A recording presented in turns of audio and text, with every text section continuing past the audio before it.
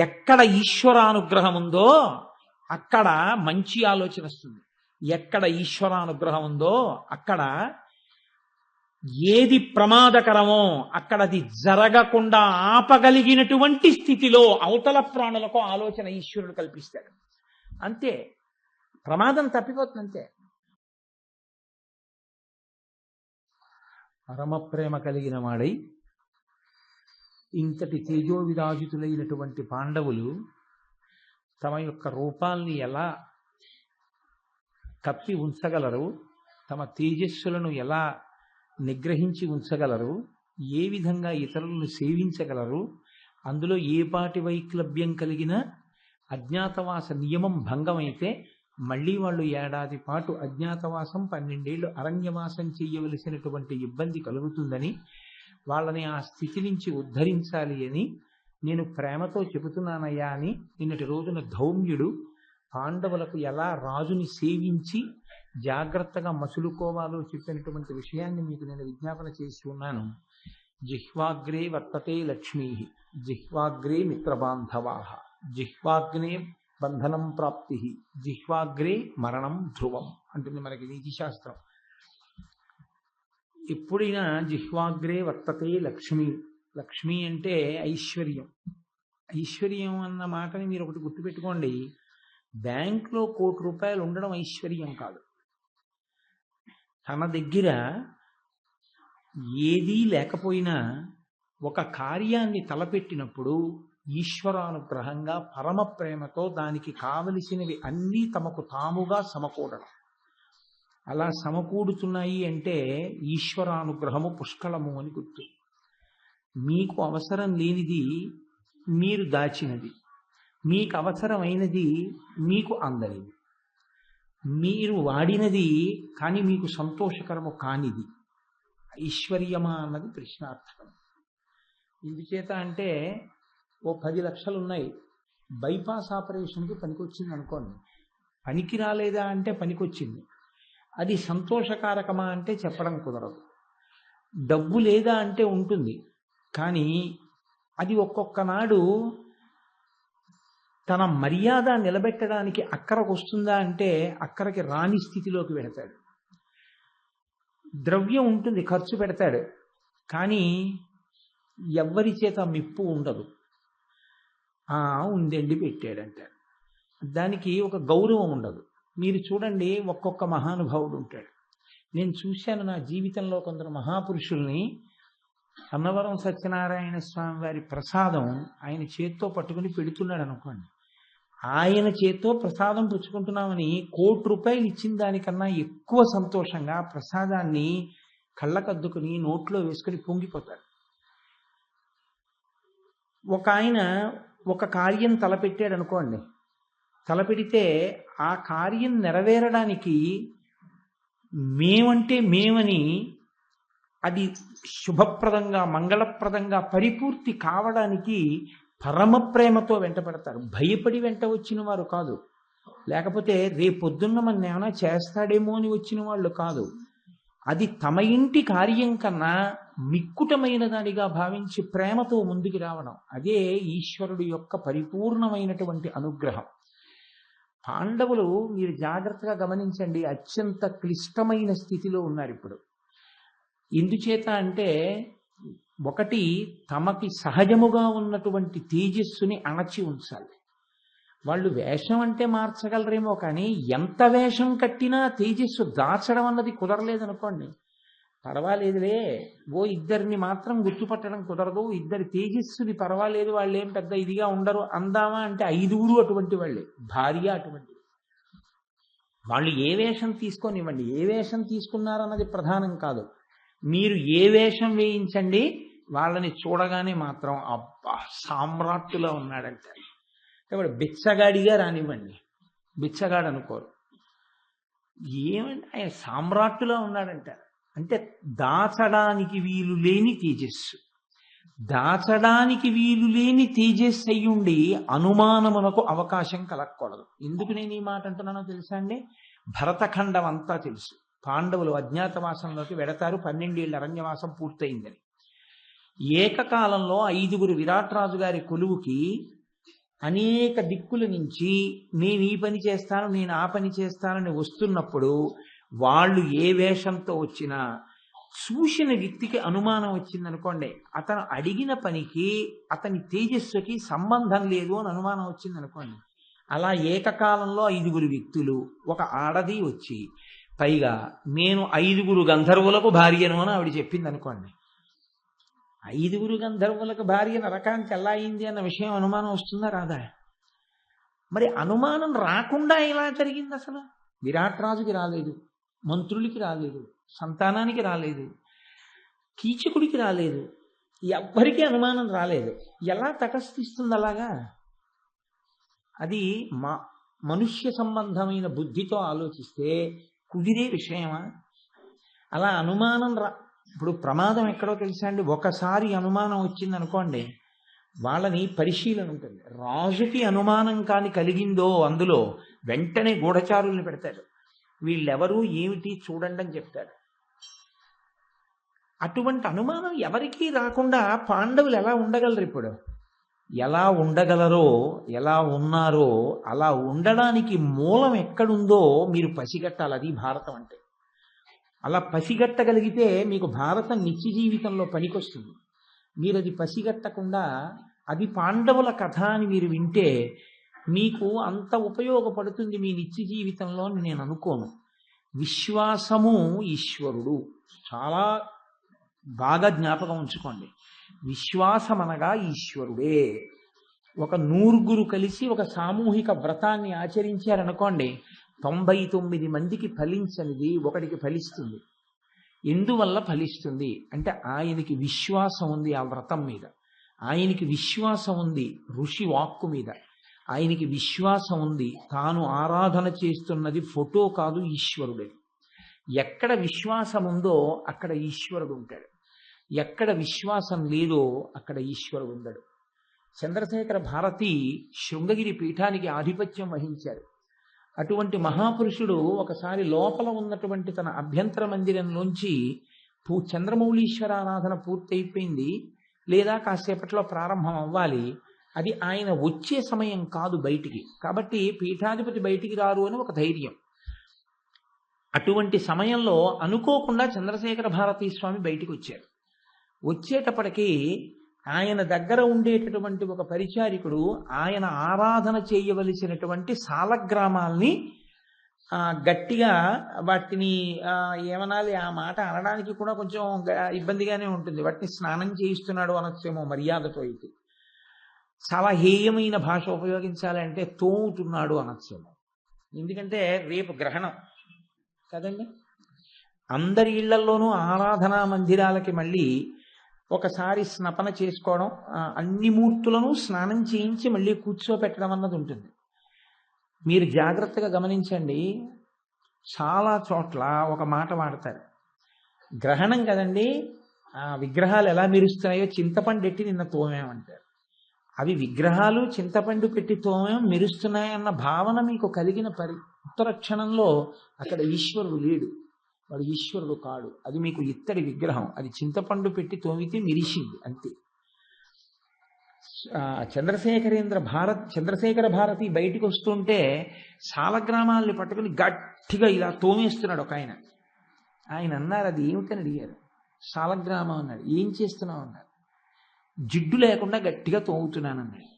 సాలగ్రామం ఈశ్వరుడు, అందుకు నేను ఆరాధన చేస్తాను. ఈశ్వరుడిని స్నపన చేయిస్తున్నావు, ఆయనకి తగులుతుంది, నువ్వు ఒత్తినది, నువ్వు గట్టిగా నొక్కినది ఆయనకి బాధ కలుగుతుంది. అదే ఆ సాలగ్రామాల్ని నువ్వు స్నానం చేయించవలసినటువంటి స్థితి, అదే స్వామిని ఆరాధనకి సిద్ధం చేయవలసిన స్థితి. సాలగ్రామము రాయి కాదని, సాలగ్రామము ఈశ్వరుడని గుర్తిరిగి స్నానం చేయించవయ్యా, లేని దానికి నువ్వెందుకు ఆ సేవ చేయడం అని అడిగారు. అంటే ఎక్కడ విశ్వాసం ఉందో అక్కడ ఈశ్వరుడు ఉన్నాడు. భగవాన్ రమణులు అరుణాచలంలో తన ఆశ్రమం అన్న మాట అనడం కూడా నేరమే, ఎందుకంటే ఆయన ఇప్పుడు నా అన్న మాట వాడలేదు అసలు.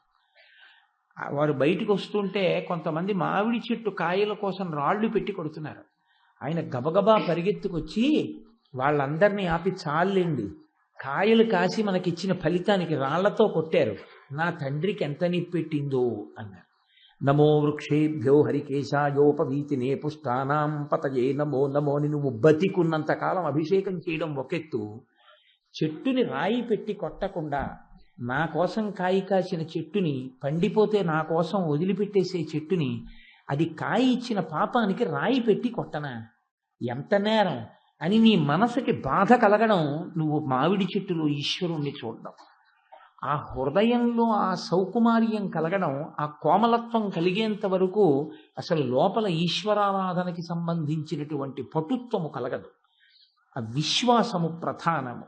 మీరు ఏ పూజ చేశారన్నది ప్రధానం కాదు. అలాగని నేను పూజలు చెయ్యవద్దని చెప్పట్లేదు. కానీ విశ్వాసము లేకుండా, ఈశ్వరుడన్న భావన లేకుండా ఏది చేసినా అది మీకు ఫలితాన్ని ఇస్తుంది అని చెప్పగలిగిన సాహసం మాత్రం నేను చేయలేను.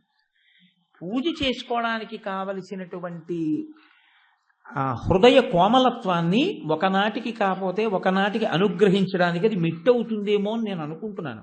కాబట్టి మీరు అసలు ఇంతమంది గుర్తుపట్టకుండా పాండవులు ఎలా విరాట నగరంలో ప్రవేశించగలిగారు అన్నది మీరు ఆలోచన చేయండి. ఆలోచన చేస్తే మీకు అందులో ఉన్న మూలం అందుతుంది. ఆ మూలం మీకు అందిన నాడు మీరు విరాట పర్వం విన్నందుకు ధన్యులు. మీ జీవితాలలో అమృత వృష్టి కురుస్తుంది.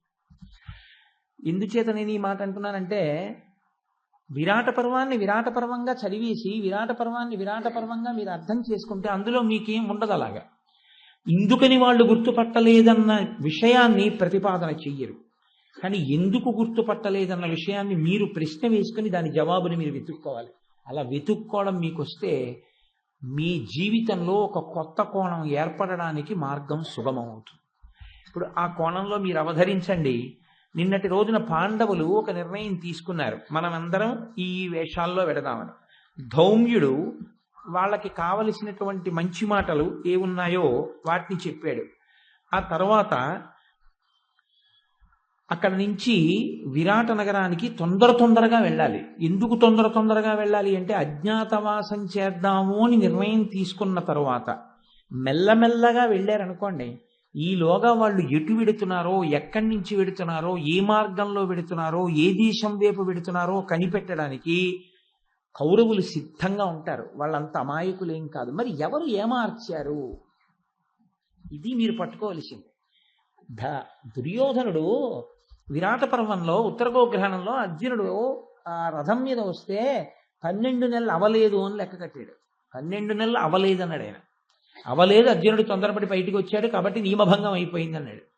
భీష్ముడు అన్నాడు కాదు, అయిపోయింది అధిక మాసాలతో అన్నాడు. నమ్మకం లేదు ఆయనకి భీష్ముడు చెప్తే. అంత దుర్యోధనుడు ఎవరిని నమ్ముతాడో తెలుసా అండి? ఎవరు చెప్తే నమ్ముతాడో తెలుసా? ఆశ్చర్యం, ధర్మరాజు చెప్తే నమ్ముతాడు. తనకి శత్రువు ధర్మరాజు, అజాత శత్రువు. ఇది మీరు గమనించాలి. ధర్మరాజు దుర్యోధనుడికి శత్రువు, దుర్యోధనుడు అజాత శత్రువు.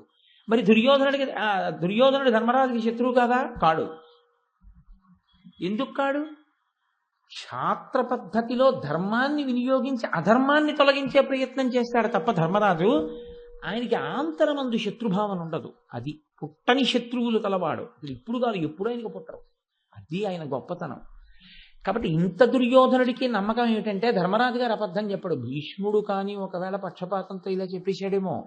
అందుకని ఒక దూతని, ఒక గూఢచారిని పంపించాడు. ధర్మరాజుని అడిగి రండి, అసలు అయిందా అజ్ఞాతవాసం అని. అయిపోయింది అజ్ఞాతవాసం అన్నాడు. నమ్మాడప్పుడు. అది విచిత్రం. అటువంటి స్థితి అండి, అటువంటి మహాపురుషుడు ధర్మరాజు గారంటే. కనుక ఇంత జాగ్రత్తగా లెక్కలు కట్టేటటువంటి దుర్యోధనుడికి తెలియదా 12 ఏళ్ళు పూర్తవుతోంది అజ్ఞాతవాసంలోకి ఎడతారని? తెలుసు. ఎక్కడున్నారో తెలియదా అరణ్యవాసంలో? తెలుసు. అరణ్యవాసంలో నుంచి అజ్ఞాతవాసంలోకి వెళ్ళాలంటే అంతర్ధానం అవుతారా పాండవులు? అవరు. అజ్ఞాతవాసంలోకి వెళ్ళాలంటే ఏం చేస్తారు? ఎవరికి తెలియని స్థితిని పొందాలి, తెలియకుండా ఉండాలి. ఇప్పుడు అందరికీ తెలుసున్న స్థితిలోంచి అందరికీ తెలియని స్థితిలోకి వెళ్ళేటప్పుడు బాగా గూఢచర్యాన్ని ప్రయోగిస్తే ఎటువైపు నుంచి తప్పుకుని మారువేషాల్లో వెళ్ళిపోదాం అనుకుంటున్నారో తెలిసిపోతుందా? తెలిసిపోదా?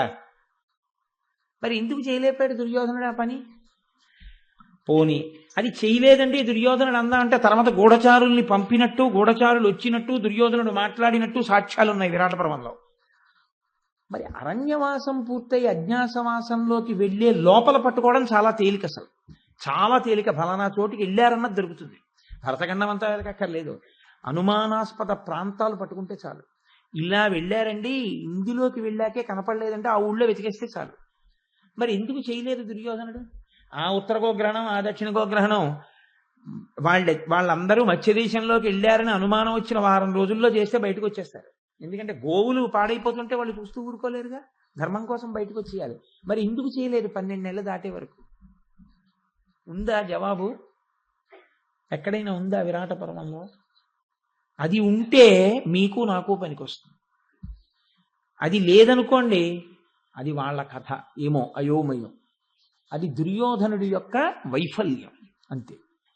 నేనైతే అలాగే చెప్పవలసి ఉంటుంది. ఒక రాజు యొక్క వైఫల్యం, ఆపాటి బుద్ధి లేనివాడు దుర్యోధనుడు అనుకోవాలి. ఉన్నది దుష్ట చతుష్టయం అండి. వాళ్ళే అంత అమాయకులు కాదు. వాళ్ళ సమావేశాలన్నీ దీనికోసమే పెట్టుకుంటారు. ఇప్పుడు వాళ్ళకి ఇంకో పనేం లేదు, ఇదే పని వాళ్ళకి. అయినప్పుడు అంత అమాయకత్వంగా ఎందుకు వదిలేశాడు?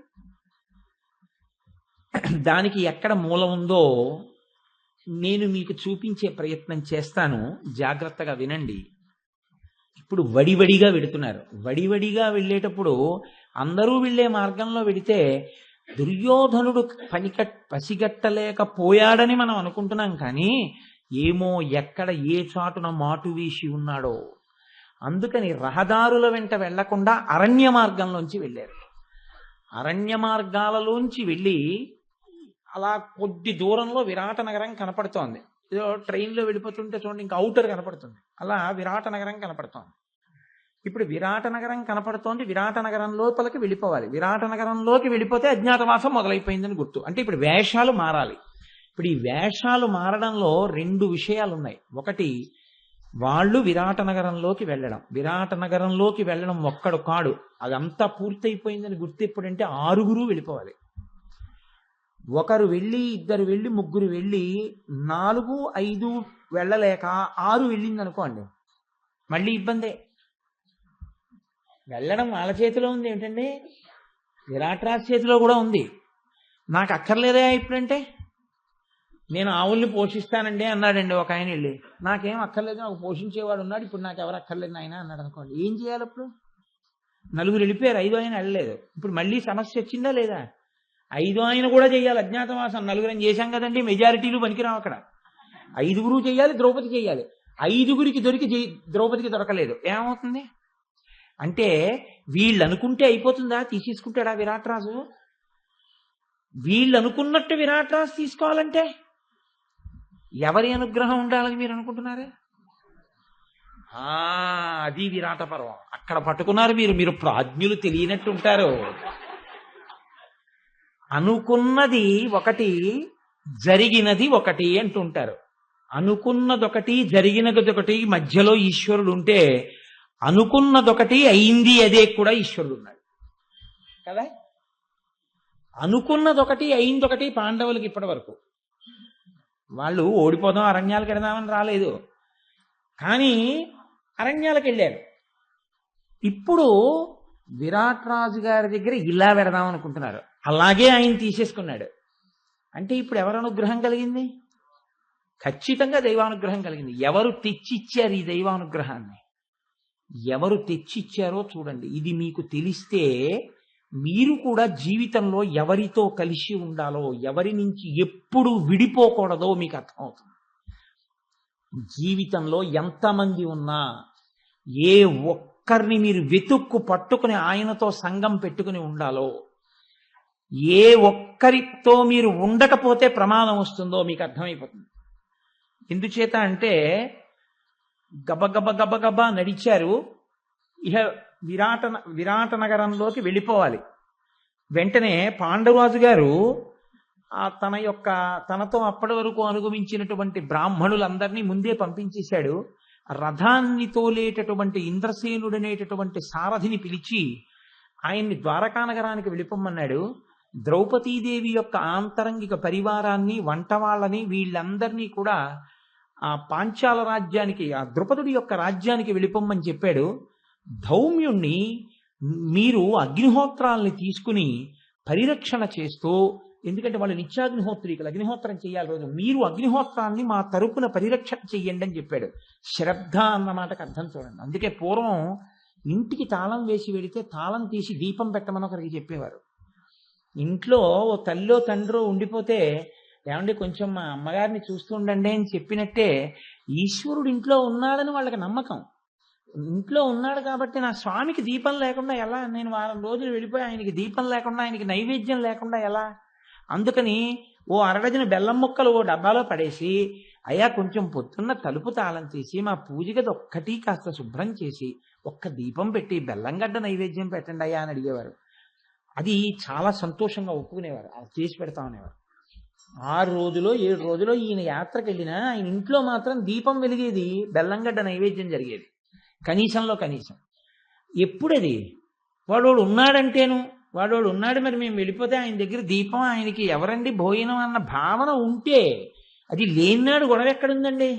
నేను ఎక్కడ నుంచి ఈ మాట వస్తుందంటే, నేను ఒకనకొకప్పుడు ఒక స్నేహితుడితో కలిస్తే ఆయన సంక్రాంతి పండగకి బట్టలకు బయలుదేరాడు. సంక్రాంతి పండగకి బట్టలు తెచ్చుకోవడానికి బయలుదేరుతూ మొట్టమొదటే ఓ చీర ఓ పంచా కొన్నాడు. అంటే మీ ఇంట్లో పంచి కట్టుకునే వాళ్ళు ఎవరు ఉన్నారండి అన్నాను నేను. అంటే అయ్యో మా ఇంట్లో పూజా మందిరంలో నా స్వామి ఉన్నాడు కదండి, ఆయనకి పండక్కి బట్టలు కొనద్దా, అందుకని మా సింహాసనంలో అమ్మకి అయ్యకి ముందు చీర పంచా కొన్నానన్నాడు. నేను నిజంగా సిగ్గుతో తలంచుకున్నా. ఇన్ని ఉపన్యాసాలు చెప్పా, నాకు ఈ భావన ఇప్పుడు రాలేదురా. పండక్కి బట్టల లిస్ట్ రాసుకుని బజార్లోకి వెళ్తే ముందు బట్టలు ఆయన ఎవరికి కొన్నాడంటే ఈశ్వరుడికి కొన్నాడు. నేను ఇది ఉపన్యాసాల్లో చెప్తే విచిత్రం ఏమిటంటే, మా అమ్మాయి పెళ్లికి మా ఇంట్లో కృష్ణ పరమాత్మకి పంచెలు మా ఆవిడ ముందు అవి ఉంది పెళ్లికి. సరే, అది వేరే విషయం అనుకోండి, అది షార్ట్కట్స్ అయిపోతుంది. కాబట్టి ఈశ్వరుడు ఒకడు ఉన్నాడన్న పూనికి నీకు ఉండాలి కదా. కాబట్టి ఇప్పుడు ధౌమ్యుణ్ణి అగ్నిహోత్రములను పరిరక్షించమని చెప్పారు. ఆయన అన్నాడు, మీరు ఈ అజ్ఞాతవాసాన్ని ప్రారంభం చెయ్యబోతున్నారు కాబట్టి మీకు సమస్త శుభములు కలగాలని, మీ కామ్యమీడేరాలని బాగా గుర్తుపెట్టుకోండి. మీ కామ్యం అంటే మీ కోరిక. ఏడాది పాటు మీ అజ్ఞాతవాసం భంగపాటు లేకుండా చక్కగా పూర్తయిపోవాలని నేను దేవతలందరినీ కూడా ఆహ్వానం చేసి ప్రార్థన చేస్తున్నానని అగ్నిహోత్రాన్ని వ్రేల్చాడు. వ్రేల్చి దేవతలను ఆహ్వానం చేసి హవిస్సులిచ్చి ప్రార్థన చేశాడు. ఆయన చేసిన నమస్కారానికి దేవతల అనుగ్రహం ఎవరికి కలిగింది? పాండవులకి కలిగింది. ఇది అంగారపర్ణుడు ఆనాడు చెప్పింది. నీకొక పురోహితుడు లేడయా, ఎంతవాడివైతే ఆవిడకు కావాలి, పురోహితుడు లేని నాడు నీ బతుకు అలాగే ఉంటుంది. ఒక పురోహితుడిని నియమించుకో, నీ క్షేమం చూసేవాడు ఉంటాడన్నాడు. కాబట్టి ఇప్పుడు ఆయన ఏం చేశాడు మహానుభావుడు? ఆయన అగ్నిహోత్రాన్ని వ్రేల్చి కామ్యకమైనటువంటి మంత్రములతో వీళ్ళకి దేవతల యొక్క అనుగ్రహం కలగాలి అని ప్రార్థన చేశాడు. ధౌమ్యుడికి నమస్కరించారు. మేము తిరిగి క్షేమంగా రావాలని మీరు కోరుకోండి అని చెప్పారు. అక్కడి నుంచి బయలుదేరారు. చాలా వేగంగా నడిచి వెడుతూ అదిగో విరాట నగరం అన్నంత దూరం చేరేసరికి మిగిలిన వాళ్ళు పాండవులంటే వీరులు కనుక నడిచి వెళ్ళారు. ఆ వెళ్ళినటువంటి నడక వేగం ఎంత గొప్పదో, వాళ్ళు ఎంత తొందరగా నడిచారో, ఎంత కష్టంతో నడిచారో మీకు అర్థమవుతుంది. ఎందుకంటే మీరు ఏమిటంటే పెళ్లివారి నడక అంటారు. మీరు సంతోషంగా ఏదో నడవడం వేరు. మీరు మనసులో బెంగతో, భయంతో, ఆందోళనతో ఎవడు చూస్తున్నాడో చూస్తే మళ్ళీ 12 ఏళ్ళ అరణ్యవాసం, 1 సంవత్సరం అజ్ఞాతవాసం, ఇంత కష్టపడి తపస్సులు చేసినటువంటి పాశుపతాస్త్రం, ఇంత కష్టపడి సంపాదించుకున్న దేవతానుగ్రహం, ఎన్నాళ్ళు ఈ బానిసత్వం, ఇంతంత శక్తి ఉండి ఎన్నాళ్ళు మనకి ఈ అరణ్యాలు పట్టుకు తిరగడం, ఎప్పటికి మనకి విడుదల, ఎప్పుడు మనం మళ్ళీ మన రాజ్యం సంపాదించుకోగలం, ఎప్పటికి దుర్యోధనాదుల్ని తొలగించి ధర్మాన్ని రక్షించగలుగుతాం, ఈ ఆతృత ఉన్నవాడికి అగ్ని పరీక్ష ఎవరు చూసేస్తారో. ఆందోళనతో కూడినటువంటి పని ఏదైనా సరే మనిషిని తొందరగా డస్సిపోయేటట్టు చేస్తుంది. ఆందోళన లేకుండా సంతోషంగా చేసేటటువంటి పని ఎంత కష్టంతో కూడుకున్నదైనా సరే ఆనందంగా ఉంటుంది. పెళ్లికి ముందు రోజు, పెళ్లినాడు, తర్వాత రోజు కూడా కన్యాదాత కంటి మీద రెప్ప వేయకుండా తెలివేసి ఉన్నా కూడా సంతోషంగానే ఉంటాడు.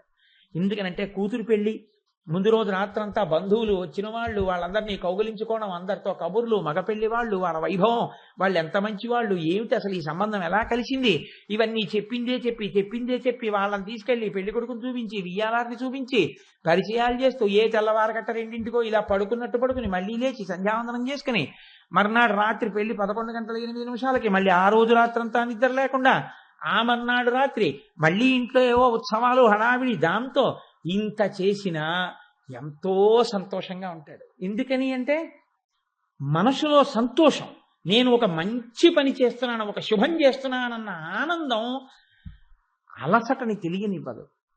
అదే చాలా మనస్సు ఉద్వేగాన్ని పొందుతూ, మనసు ఆందోళనతో, భయంతో ఒక పని చేస్తున్నాడు అనుకోండి, ఆ పని చేసేటప్పటిది ఎంత తక్కువ దూరం అవనివ్వండి, ఎంత చిన్న పని అవనివ్వండి, ఎంతో క్లేశపడిపోతాడు, మనిషి డస్సిపోతాడు. ఎంత డస్సిపోయారో ఈ అజ్ఞాతవాస ప్రారంభమే పాండవుల మనస్సుల్ని ఎంత ప్రభావితం చేసిందో తిక్కన గారు ఒక అద్భుతమైన విషయంతో చూపించారు. ద్రౌపది ముందు మాట్లాడింది. ఎందుకో తెలుసా అండి? తమ్ముళ్ళు మాట్లాడలేరు. ఎంత కాదన్నా ధర్మరాజు గారి తమ్ముళ్ళు, అన్నయ్య చాలా అలసటగా ఉందన్నయ్య, కాళ్ళు నొప్పెడుతున్నాయి అన్నయ్య అంటే, ఇంకేం అజ్ఞాతవాసం అంటే, నిన్ను నేను ఎత్తుకోనా అని అడిగితే అన్నగారు అందుని వాళ్ళు అనలేరు. ద్రౌపది అంది. అంటే అప్పటి వరకు ఆ 5గురు ఆవిడ స్థితిని గమనించలేదు. అరే ఆడది అంతఃపుర కాంత మహాతల్లి, అయ్యో నిజ, ఇంత దూరం ఇంత వేగంగా పరిగెత్తిస్తున్నాం ఆవిడ్ని, ఆవిడ ఎంత డస్సిపోయిందో అన్నవాడు లేడు. అప్పుడు ఆవిడ చెప్పుకుంది, నా అరికాళ్ళన్నీ బొబ్బలెక్కిపోయాయి, నెత్తురు నా గోళ్లల్లోంచి చిమ్మి పైకి బిందువుల కింద వదిలిపెట్టేస్తోంది, నాకు చెమట పట్టేసింది, ఒళ్ళంతా తడిసిపోయింది, నా మనసు పూర్తిగా బడలికని పొందింది, నేను ఇక అడుగు తీసి అడుగు వెయ్యలేని స్థితిలో ఉన్నాను, ఇదిగో విరాట్ నగరం అంటూ తీసుకొచ్చారు, ఇప్పటికి విరాట్ నగరం కనపట్టలేదు, ఇక నేను అడుగు వెయ్యలేనని కూలబడిపోయింది. అంటే ఈవిడ కూలబడమే తరువై మిగిలిన వాళ్ళందరూ కూలబడిపోయారు. ఇది అనుభవించిన వాడికి తెలుస్తుందండి. అంటే నువ్వు అజ్ఞాతవాసం చేశావా అని నన్ను అడక్కండి. కానీ ఒకనకొకప్పుడు నేను అన్నవరం పాదయాత్ర చేశాను. ఒక ప్రత్యేకమైన సందర్భంలో చేసినప్పుడు కత్తిపూడి వరకు బాగానే నడిచేశాను. కత్తిపూడికి అన్నవరంకి మధ్య దాకా వెళ్ళాను. దూరంగా చీకటి పడుతోంది, లైట్లు వెలుగుతున్నాయి, కొండ మీద సత్యనారాయణ స్వామి వారి దేవాలయం కనపడుతోంది. అడుగు తీసి అడుగు వేసే ఓపిక లేదు. ఆఖరికి ఒక పెద్ద లారీ ఇలా వస్తోంది అనుకోండి, ఒళ్ళు తూలుతోంది, అందుకని దాని కింద పడతామేమో అని చెప్పి ఆగి పక్కన నిలబడ్డానికి బదులు ఆ లారీ వెళ్ళే వరకు కూర్చుందాం, నిలబడ్డాం ఎందుకు, కూర్చుంటే ఇంకొక నిమిషం ఆగి లేద్దాం, సరే ఇలా కూర్చుని లేస్తూ పెడితే ఈలోగా దేవాలయం కట్టేస్తే ఆందోళన, ఎంత ఆందోళనతో అడుగు వేస్తే అంత బడలిక దిగుణీకృతం అయిపోవడం. పాండవులు ఆనాడు నేనేముందండి దేవాలయ దర్శనానికే, కానీ పాండవుల కష్టం. ద్రౌపది చెప్పి కూలబడింది, ఆవిడ కూలబడగానే ఎలాగో ఒక ఆవిడ నడవట్లేదని అందరూ కూలబడ్డారు. అందరూ కూలబడ్డ తర్వాత నేను అదే అన్నది, ధర్మరాజు గారు చాలా గొప్పగా మాట్లాడతాడు, ఆయనకి ఆయనే సాటి అని అందుకే నోరు విప్పి చెప్పని తమ్ముళ్ళ కష్టాన్ని లెక్క కట్టుకున్నాడు మనసులో. ఆయన అన్నాడు, నిజమే, ఈమె కడు ముద్దరాలు, ఏం నడవగలదు పాపం, మన కోసం నడిచింది నిజమే, ఆ గోళ్లల్లోంచి నిత్తురు ఎలా కారుతోందో, అరికాళ్ళు ఎంతంత బొబ్బలెక్కిపోయాయో, ఏమి నడుస్తుంది, నడవలేదు, కానీ ఇంకా దగ్గరకు వచ్చేసాం, పోనీ ఒక 2 రోజులు సరదాగా ఇక్కడ కూర్చుందామంటే కూర్చునే పరిస్థితి కాదు, కాబట్టి సహదేవ ఈమెను ఎత్తుకుని తీసుకురాను అంటే, అన్నగారు చెప్పిందే తడవు చేస్తారు ఆ తమ్ముళ్ళు, లేవలేదు, ఎత్తుకోలేదు అని చూస్తున్నాడు. అంటే ఏమి దాని అర్థం, అంత ఓపిక నాకుంటే నేనే నడుద్దును అన్నట్టుంది. ఆయనకి అర్థమైంది, ఏమనలేదు. అంటే మీరు బాగా గమనించండి, నేను ఎందుకు చెప్తున్నానంటే వాళ్ళు ఎంత బడలిపోయి ఉన్నారో ప్రారంభమే. మీరు ఒకటి గమనించండి, మీరు ఎక్కడికో వెళ్ళడం వేరండి, వెళ్ళిన తర్వాత మిమ్మల్ని ఆదరించే వాళ్ళు ఉండడం ఒక ఎత్తు. మీరు ఎక్కడికో వెళ్ళి ఒక్కొక్కసారి ఎక్కడికో వెడతాం, 48 గంటలు దూరం ఉపన్యాసాలకు వెళితే మధ్యాహ్నం 2 గంటలకి దిగుతాం, దిగిన తర్వాత ఏదో వెళ్ళి కొంచెం భోజనం ఏదో చేయొచ్చులే, చేసి 1 గంట విశ్రాంతి తీసుకుని స్నానం చేసి సంధ్యావందనం చేసుకుని వేదిక దగ్గరికి వెళ్ళొచ్చు అనుకుంటాం. తీరా దిగేటప్పటికి ఒక్క 2-3 గంటలు లేట్ అయింది అనుకోండి, 5:30కో 6కో దిగాం అనుకోండి, అంటే 6:30కు ఉపన్యాసం అందరూ వచ్చేసారు, మీరు వచ్చి సంధ్యావనం చేసుకుంటారు కానీ కొంచెం వచ్చేయండి గబగబాను. రైల్లో 48 గంటలు ప్రయాణం చేసి ఊపేస్తూ ఉండగా మీరు దిగి చెంబు నీళ్లు పోసుకొని తెలియని ప్రదేశం, ఏమన్నా ఒక్క కప్పు కాఫీ ఇవ్వండి అని కూడా మీరు అడగడానికి ఏమి ఉండదు. అలాంటి పరిస్థితి మీకే కష్టమైతే వీళ్ళు అజ్ఞాతవాసంలో కొలువులు వెతుక్కుంటూ వెడుతున్నారు. వెళ్ళాక పట్టెడు అన్నం తింటావా అని అడిగేవాళ్ళు లేరు, కాసిన మంచినీళ్ళు తాగుతారా అని అడిగేవాళ్ళు ఎవ్వరు లేరు. వివిధ ప్రశ్నలు వేస్తారు. కుదురుకోవాలి కొలువులో, కొలువుకున్న తర్వాత పట్టెడు అన్నం, కుదురుకున్న తర్వాత కాసిన నీళ్లు. అప్పటి వరకు ఈలోగా ఎందులో చేరాడో అందులో నువ్వు ముందో ఈ పని చూడు అన్నారనుకోండి, నేను చాలా బడలిపోయానండి, ఓపిక లేదు, ఇప్పుడు చేయలేనండి అనడానికి ఏం లేదు. ఉత్తరక్షణం ఆ పని చేయాలి. ఎప్పుడు ఉద్యోగంలో కుదురుకున్న తర్వాత అలసట తీర్చుకోవడానికి అవకాశం కలిగినప్పుడు, అప్పుడు వాళ్ళు ఎక్కడ పడుకోమంటే అక్కడ పడుకుని తీర్చుకోవాలి అలసట. ఎంత క్లేశం అండి నిజంగా పాండవులు. అది తిక్కన గారు చెప్పకుండా చెప్పని వైచిత్రి. సహదేవుణ్ణి మోసుకురా అంటే అలా చూశాడు. ఆయన అర్థం చేసుకున్నాడు, ఇదే మీతో వచ్చిన గొడవ, అన్నింటికీ అలిసిపోతారు అనలేదు.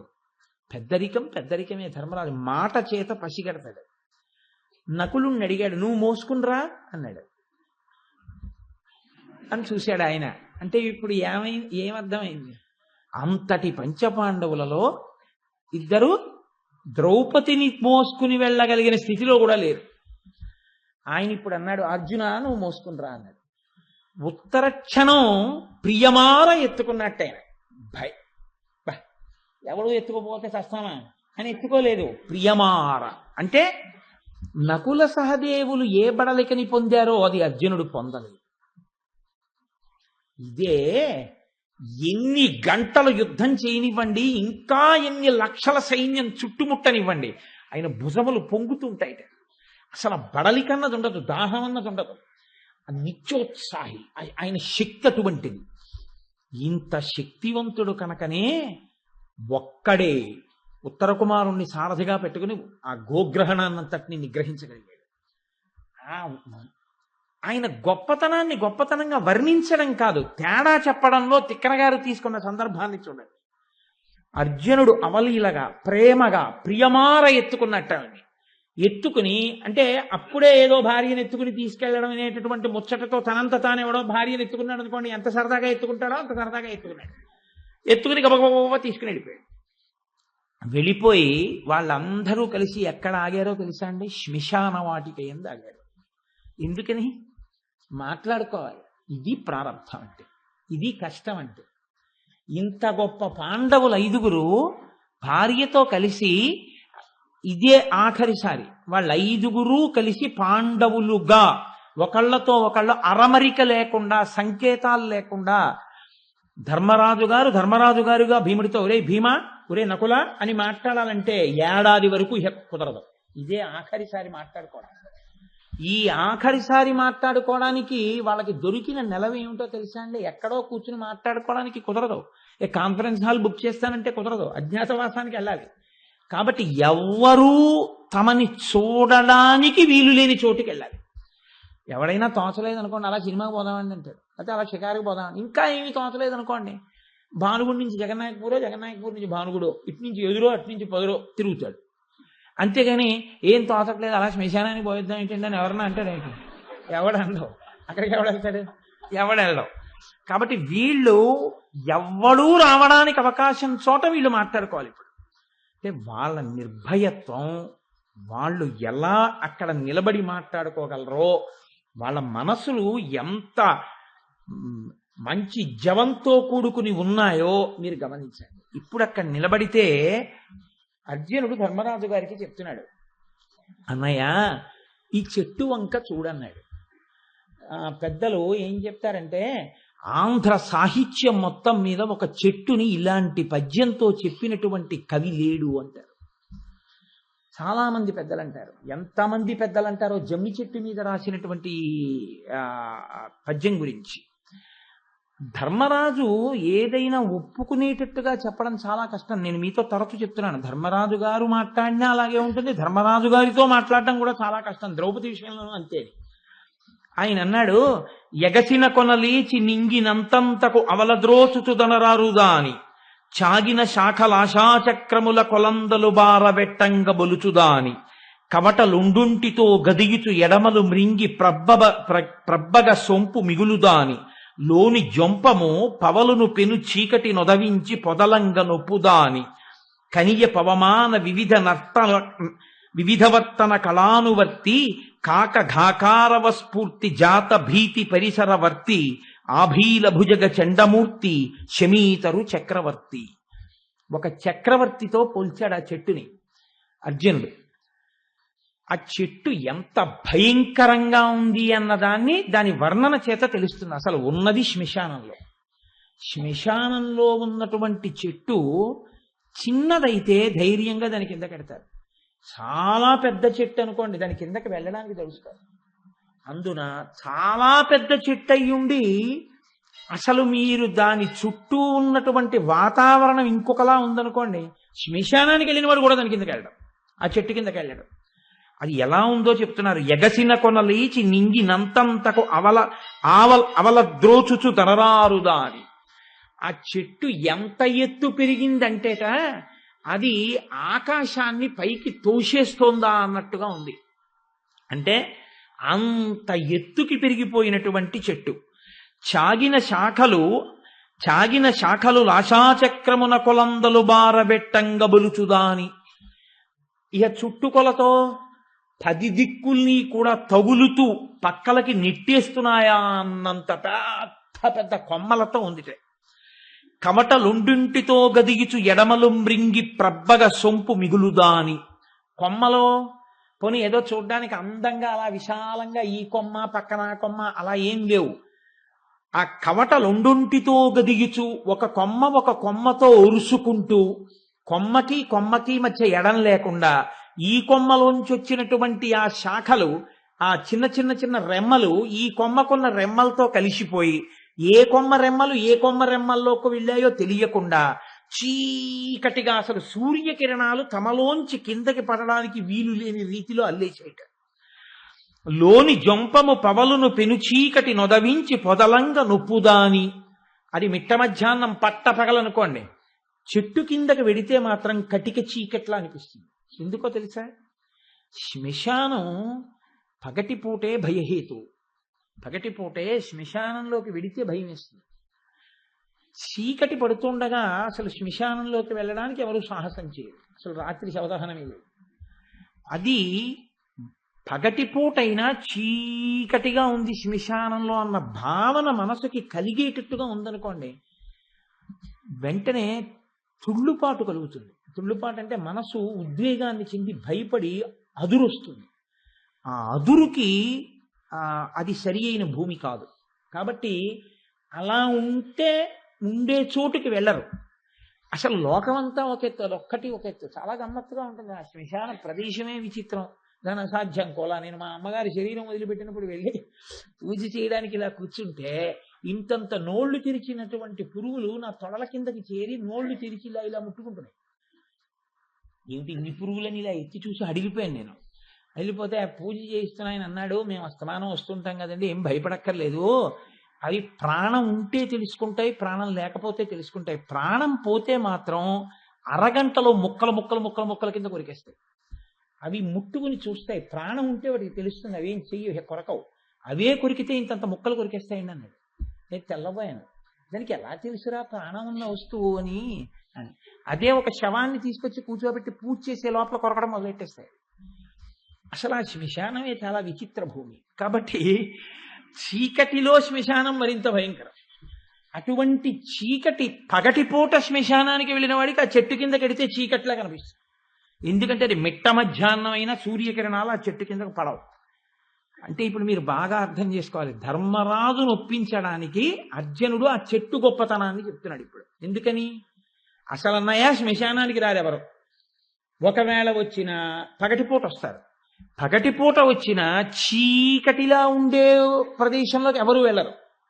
అందుకని ఈ చెట్టు కిందకి వచ్చే సాహసం అసలు లోకంలో ఎవడు చేయడు.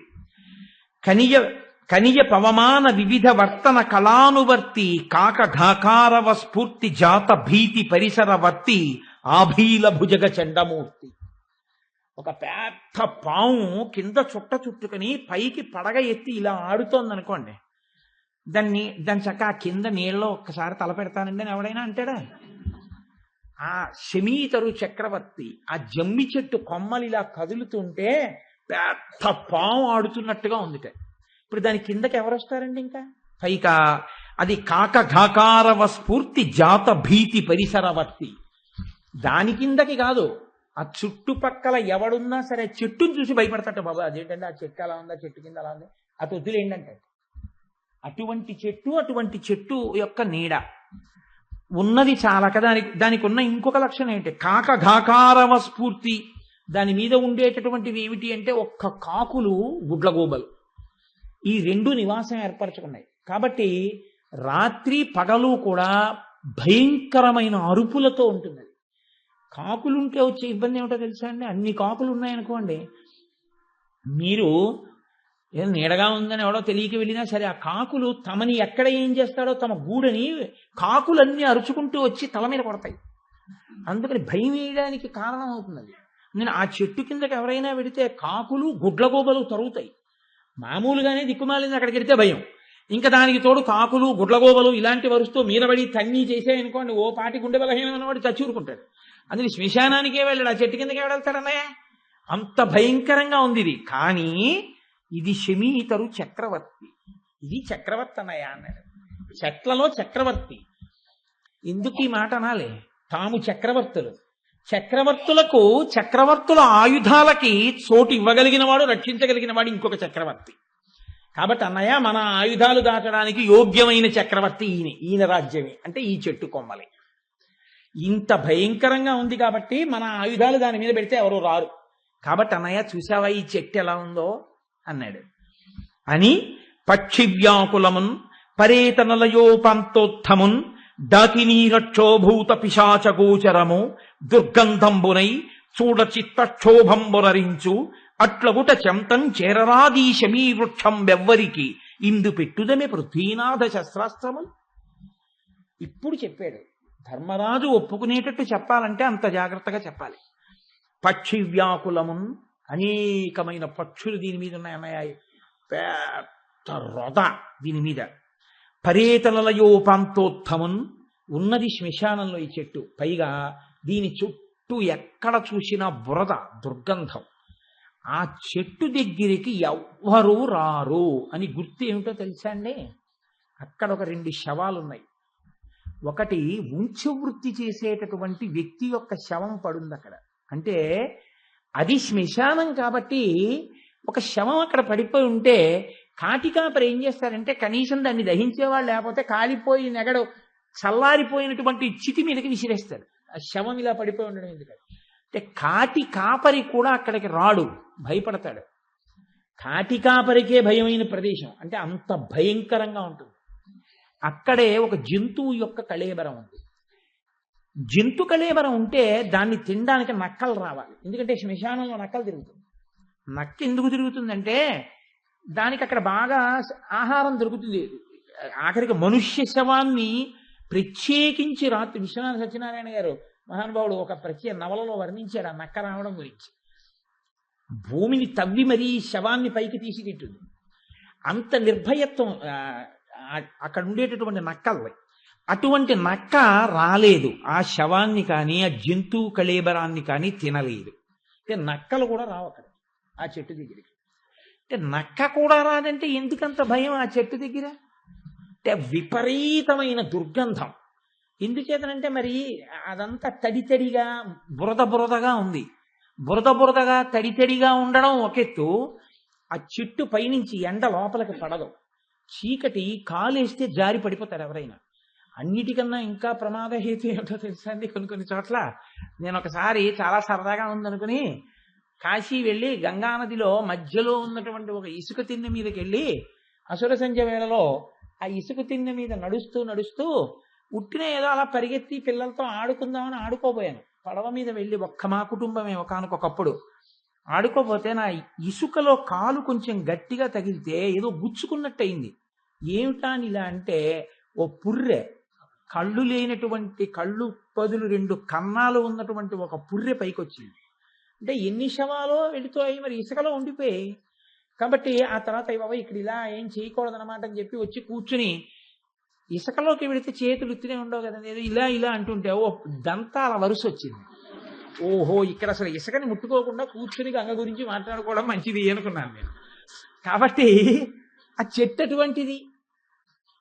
ఆ చెట్టు, దాని దగ్గరికి ఎవరు రారు. ఈ రెండిటిని బట్టి తెలుస్తాను. అంటే భయానకములకు రసం.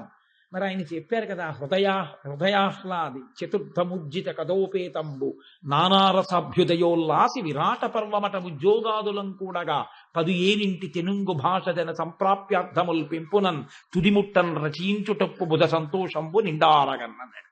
రసావిష్కరణకి కవికి అవకాశం దొరికినప్పుడు ఊరుకుంటాడండి. అపారే కావ్య సంసారే కవిరేవ ప్రజాపతి యథాస్వై రోచతే విశ్వం తదైతత్ పరివర్తతే. కవి బ్రహ్మ లాంటి వాడు, అందులో ఆయన కవి బ్రహ్మ. అవకాశం దొరికితే నిర్మాణం చేస్తాడంతే.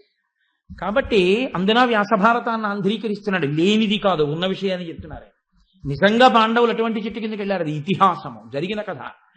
కాబట్టి ఇక్కడ డాకినీ రక్షోభూత పిశాచ గోచరము, అందుకు రావేవి. అక్కడ డాకినీ శక్తులు, రాక్షసులు, పిశాచములు ఆ చెట్టును పట్టుకుని వేలాడి ఆడుకుంటూ తిరుగుతుంటాయి. కాబట్టి వాటి ఉద్ధత అక్కడ ఉంటుంది. కాబట్టి నక్కలు కూడా రాలేదు. డాకినీ రక్షోభూత పిశాచ గోచరము దుర్గంధంబునై చూడ చిత్తక్షోభంబునరించు. చూసేటప్పటికే చిత్తక్షోభ వచ్చేస్తుంది, భయం వేసేస్తుంది. అట్లగుట చెంతంచేరరాదీశమీ వృక్షం వెవ్వరికి, దీని దగ్గరికి ఎవరు రానన్నాయ, ఈ చెట్టు దగ్గరికి. ఇందున్ పెట్టుదమి పృథ్వీనాథ శస్త్రాస్త్రములు. కాబట్టి అన్నయ్య ఈ చెట్టు మీద పెడదామా మన శస్త్రాస్త్రాల్ని, దీని మీద పెడితే ఎవ్వరూ రానన్నాయ అన్నాడు. కావున దీని యందిటుట కార్యము కైదువులెల్లా కేశ చర్మావృత సంచయంబుగ శవాకృతిగా నొరరించి కట్టినన్ పోవరు దీని దిక్కొరులు భూవరా నెమ్మది నూరడిల్లు ఎచ్చో వసించినన్ పిదప జొప్పడు గ్రమ్మర వచ్చి గైకొనన్. అన్నయ్య, ఒంటి మీద కొంచెం వెంట్రుకలు ఉన్నటువంటి చర్మాన్ని మనం ఎక్కడైనా సంపాదించి ఈ ఆయుధాలన్నింటినీ శవం ఎలా ఉంటుందో అలా పేర్చి ఆ చర్మాన్ని కలిపి కట్టుకట్టి శవం ఎలా పడుకుంటుందో అలా ఈ చెట్టు మీద పడుకోబెడితే ఆ పాటి ఈ పాటి ధైర్యం ఉన్నవాడు ఎవడైనా వచ్చి తలెత్తి చూసినా అమ్మ నాయనో ఈ చెట్టు మీద శవం అని పారిపోతాడన్నయ్య, అందుకని ఆయుధాల్ని శవంగా కడదామా అన్న.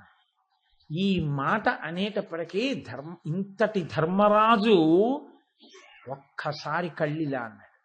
అంటే ఎందరో శత్రువుల్ని శవాలు చేసినటువంటి ఆయుధాలు, తెగటార్చిన ఆయుధాలు, తమ పౌరుష పరాక్రమాలకి చిహ్నాలైన ఆయుధాలు, పరమ గౌరవాన్ని పొంది అంతఃపురంలో పూజామందిరంలో ఉండి ఆయుధ పూజలు అందుకొని అర్చింపబడి తాము ధరించి తీసుకువెళ్లే ఆయుధాలు శ్మశాన వాటికలో కింద పెట్టి శవాకృతిలో కట్టి ఇటువంటి జమ్మి చెట్టు మీద పెడుతున్నారు. ఏ స్థితి మనకి కలిగింది? మనం పట్టుకున్నందుకు ఆయుధాలకి కలిగింది. మన పౌరుష పరాక్రమాలకి చిహ్నాలైనవి కూడా శవాల్లా పడుకుంటున్నాయి. ఎంతటి దుస్థితి! ఆఖరికి ఇలా కట్టవలసి వస్తోందా ఆయుధాలని కూడా? ఆయుధాన్ని ఆయుధంగా దాచలేని స్థితి అని గుండె దిటవు తప్పింది. గమనించాడు అర్జునుడు. గమనించి అన్నాడు, ఊరడిల్లు అన్నయ్య, బెంగ పెట్టుకోకు, ఊరడిల్లు, ధైర్యం తెచ్చుకో. ఎందుకో తెలుసా? ఇచ్చోవసించినన్ పిదప జొప్పడు గ్రమ్మర వచ్చి గైకొనన్. ఏడాది అయిపోతుందన్నయ్య, ఉండిపోతుందా కాలం? అయిపోయిన తర్వాత మనం వస్తాం మళ్ళీ. మనకి ఇది సంకేత స్థలం. ఇక్కడికి వచ్చి మనం ఆయుధాల మూట విప్పుకుని మళ్ళీ మనం సంతోషంగా మన ఆయుధాలు మనం తీసుకుందాం. ఆ మంచి రోజు వస్తుందన్నయ్య, అప్పటి వరకు వీటిని ఇలా పెడదామన్నాడు. అంటే ఇప్పుడు ముందు దేన్ని పెట్టాలంటే అక్కడ ధర్మరాజు గారు తన ధనస్సు యొక్క వింటినారిని విప్పి పెట్టాడు. భీమసేనుడు తన ధనస్సు యొక్క వింటినారిని విప్పి పెట్టేశాడు. ఇప్పుడు అర్జునుడు పెట్టాలిగా. దేన్ని పెట్టాలి? గాంధీవాన్ని పెట్టాలి. నేను మీకు ప్రతిరోజు చెప్తున్నానుగా, గాంధీవం అంటే ఆయనకి ప్రాణ సమానం, అంత మక్కువ. దాన్ని ఏడాది పాటు ఇక తాను ముట్టుకోనని, ఏడాది పాటు తనకి చూడడం కూడా కుదరదని ఆఖరికి తాను స్వర్గానికి ఎడుతున్నా గాంధీవం పట్టుకుని వెళ్ళాడు అర్జునుడు. అటువంటి వాడు ఇక ముట్టుకోవడానికి తను పురుషుడు కూడా కాకుండా అయిపోతున్నాడని ఈ స్థితిని ఊహించుకుని ఆ గాంధీవాన్ని శవాకృతిలో కట్టేయడానికి అక్కడ పెట్టేయాలంటే అర్జునుడంతటి వాడి మనసు ఎంత తల్లడిల్లిపోయి ఉంటుందో, ఎంత బాధపడిపోయి ఉంటాడో, ఎంత కష్టపడి ఉంటాడో మీరు ఊహించండి. నేను అందుకే చెప్తున్నా, విరాట పర్వం విన్నా, భారతం విన్నా, చదువుకున్నా మనిషి ప్రతి చిన్న కష్టానికి విచలితుడు కాడు. ఏ పాటి కష్టమయ్యా ఇది నాకంటాడు. ధర్మానికి కట్టుబడి మహాపురుషులు ఎంతంత కష్టాలు ఎదుర్కొన్నారయా, చిన్నదానికి నేను ఎందుకు ధర్మం తప్పాలని అడుగుతాడు. నేను భరిస్తాను, నేను సహిస్తాను, వహిస్తానంటాడు. ఇది ఈ జాతి యొక్క లక్షణం. ఈ జాతి ఎప్పుడూ కూడా సుఖాల కోసం వెంపర్లాడడం ఈ జాతి లక్షణం కాదు. అందుకే మీరు భగవంతుణ్ణి పూజించండి, మీకు జ్వరం రాదని ఇక్కడ చెప్పరు. మీరు భగవంతుణ్ణి పూజించండి, మీకు కష్టం రాదని ఇక్కడ చెప్పరు. మీకు ఏం చెప్తారంటే, మీరు భగవంతుణ్ణి పూజించండి, కష్టం వస్తే నా పాపం ఈ కష్టం రూపంలో పోయిందని మీ మనసుని బాగా జవంతో నిలబెట్టుకుని ఈశ్వర పాదములు విడిచిపెట్టకుండా నిలబడగలిగిన శక్తిని పొందండి అని చెప్తారు. తప్ప కేవలం ఎప్పుడూ కామ్యం కోసం ప్రార్థనలే చేయడం ఈ జాతి లక్షణం కాదు, సనాతన ధర్మంలో అంతర్భాగం కాదు. అది ఒక విశేషం అంతే. ఈశ్వరుణ్ణి పూజించడం ఎప్పుడూ కోరికతో కాదు, మనసుకి అటువంటి జవం కలగడం కోసం పూజ చేస్తారు. భారతం చదివితే వాళ్ళు ఎన్ని కష్టాలు పడ్డారో అంత శక్తి ఉన్న వాళ్ళు వింటే, అయ్యయ్యో మనం ఆ జాతికి వారసులం, అటువంటి పాండవులకు వారసులం, మనం ఎంత జాగ్రత్తగా బ్రతకాలని అర్థం అవుతుంది. కాబట్టి ఆయన అన్నాడు, అంతటి అర్జునుడు ఆ గాంధీవాన్ని అక్కడ పెడుతూ, అనిమిషదానవంబర చరాధిక జాతుల నెల్లబోర నీధనవున కాదె గెల్తూ సముదగ్ర విరోధి భయావహంబు దీనినొక మ్రాన గట్టిచను నిశ్చయమొందగ చేసి దైవమేమనగల అట్లు కాకయని ఆత్మనలందురి మందచేష్టుడై. ఒకానొక నాడు కొన్ని లక్షల మంది శత్రువులు నా ఎదురుగుండా నిలబడితే ఈ గాంధీవాన్ని చేత్తో పట్టుకుని టంకారం చేస్తే ముక్కుల వెంట చెవుల వెంట నెత్తురు పడి చచ్చిపోయారు చాలా మంది. దాని ధ్వని అలా ఉంటుంది. ఇటువంటి గాంధీవం పట్టుకుని నేను బాణాలని ప్రయోగం చేస్తుంటే సవ్యసాచినై కొన్ని కోట్ల మందిని మట్టు పెట్టాను. అటువంటి గాంధీవాన్ని ఇవాళ తీసుకెళ్లి శ్మశానంలో శవాన్ని కట్టినట్టు కట్టడానికి పడుకోబెడుతున్నాను. దైవము యొక్క ఆశ్చర్యకరమైనటువంటి చేష్టితరములను ఏమని చెప్పవచ్చు? ఆయన శాసనాన్ని ఎవడు అతిక్రమించగలడు? ఎవడు ఇది కాదు నా బుద్ధి జరగాలని ఎవడు శాసించగలడు? ఈశ్వరుడు అన్నవాడు ఒకడున్నాడు అని మందచేష్టుడై, ఇంతటి అర్జునుడు, భుజములు పొంగే అర్జునుడు, లక్షల సైన్యాన్ని చూసి భయపడని అర్జునుడు, ఎన్నడూ చేష్టితములను మరిచిపోయి అలా ఆశ్చర్యచకితుడై నిలబడనటువంటి అర్జునుడు, ఇంతటి భయం లేనటువంటి అర్జునుడు గాంధీవాన్ని కింద పెట్టేసిన తర్వాత మాత్రం ఆ ఆలోచనతో ఆలోచనలన్నీ మరిచిపోయి వెర్రి చూపులు చూస్తూ అలా నిలబడిపోయాడు. అంటే ఎంత కష్టం వచ్చిందో చూడండి. ధర్మరాజు గారు వీటన్నిటినీ కూడా శవాకృతి వచ్చేటట్టుగా కట్టాడు. అంతకన్నా ఇంకా నేను 10 మాటలు వర్ణించక్కర్లేదు. అంటే గుండ్రంగా ఎక్కడ ఎత్తుగా ఉండాలో అక్కడ ఎత్తుగా ఉండేట్టు, కొంచెం కాళ్ళ దగ్గర పలసగా ఉండేటట్టు, కొంచెం తలలా కనపడేటట్టు కట్టాడు. కట్టి ఇప్పుడు శవంలా ఉన్నటువంటి ఆయుధాల మూటనంతటినీ ధర్మరాజు గారు పట్టుకున్నాడు. పట్టుకుని శమీ వృక్షం పైకి ఎక్కాడు. ఎక్కి ఒక కొమ్మ మీద పెట్టాడు. కొమ్మ మీద పెట్టి కట్టాడు. దాన్ని కట్టి ఆయన ప్రార్థన చేస్తున్నాడు. ఇది మీరు పసిగట్టాలి. ఇది ఎక్కడ ఉందో అసలు రహస్యం మీరు కనిపెట్టాలి. ఇవన్నీ ఒక ఎత్తు. వీళ్ళు ఎలా వచ్చారో అలా రాగలిగిన వాడు ఉంటాడు. దుర్యోధనుడికి తెలిస్తే 1000 మంది గూఢచారులు దానికి ఎందుకు రావడం పెద్ద లెక్కేం కాదు. కానీ ఎందుకు రాలేకపోయారో, ఎందుకు ఎవరి బుద్ధికి అందలేదో ఇప్పుడు మీకు తెలుస్తుంది. ఆయన అన్నాడు, ఆ చెట్టు మీద కూర్చుని ఆ ఆయుధాల్ని కట్టి బ్రహ్మ విష్ణు మహేష దిక్పాల చంద్ర సూర్య వన దేవతా పితృస్థుతులొనర్చి ఎంతమందిని ప్రార్థన చేశాడో చూడండి. బ్రహ్మ, విష్ణు, మహేష, దిక్పాల, దశ దిశలో ఉన్నటువంటి దేవతల్ని, చంద్రుణ్ణి, సూర్యుణ్ణి, వనదేవతల్ని పితృస్థుతులొనర్చి తండ్రిని జ్ఞాపకం తెచ్చుకున్నాడు. ఎప్పుడు ఏ మంగళ కార్యం జరిగినా, ఏ కష్టం వచ్చినా పితృదేవతల్ని మర్చిపోకూడదు. తప్పకుండా తనని కన్న తండ్రి, తండ్రి తండ్రి, తండ్రి తండ్రి తండ్రి అంటే తండ్రి, తాత, ముత్తాత, కనీసం 3 తరాలు గుర్తుపెట్టుకోని వాడు హీనుడు. ఆ జన్మకి ఒక సార్థకత లేదు. అందుకే తద్దినం 3 తరాలకు పెడతారు కనీసం. ఆ 3 తరాలు జ్ఞాపకం ఉండాలి. ఏ మంచి పని చేస్తున్నా పితృదేవతల యొక్క వైభవాన్ని కీర్తించాలి. అటువంటి వాళ్ళకి దేవతల యొక్క, పితృదేవతల యొక్క అనుగ్రహం లభిస్తుంది. కాబట్టి పితృదేవతాస్తుతులు నచ్చి దివియు భివియును చూచి ప్రార్థించి, ఆకాశం వంక చూసి ఆకాశాన్ని ప్రార్థించాడు. ఆకాశాన్ని ప్రార్థించడం అంటే చిదంబరలింగం, ఆకాశం చిదంబరలింగం శివస్వరూపంగా ప్రార్థన చేశాడు. భూమి వంక చూశాడు, పృథివీలింగంగా ప్రార్థన చేశాడు. ఇది ఈశ్వర స్వరూపం, ఇటువైపుకి రానివ్వదు ఎవరిని. ఆయన ఈశ్వరుడే కాబట్టి ఆయన నా పాలిట మంగళప్రదుడు. ఇక్కడ ఈ చెట్టు రూపంలో నమో వృక్షేభ్యో, పృథివీలింగంగా నాకు ఆయన మంగళప్రదుడు కాబట్టి ఆయన ఇక్కడికి ఎవరిని రానివ్వడు, కాపాడతాడు. కాబట్టి ఓ పృథివీ నీకు నమస్కారం, ఓ ఆకాశమా నీకు నమస్కారం. ఇక్కడికి వచ్చి అసలు ఇలా తలెత్తడానికి వీల్లేదు. ఎత్తినా ఆ పైనున్నది ఉన్న వస్తువు ఉన్నట్టు కనపడడానికి వీల్లేదు. దశ దిశల దేవతలకి ప్రార్థన చేశాడు. బ్రహ్మ విష్ణు మహేశ్వరుల్ని ప్రార్థన చేశాడు, వనదేవతల్ని ప్రార్థన చేశాడు, పితృదేవతల్ని ప్రార్థన చేశాడు.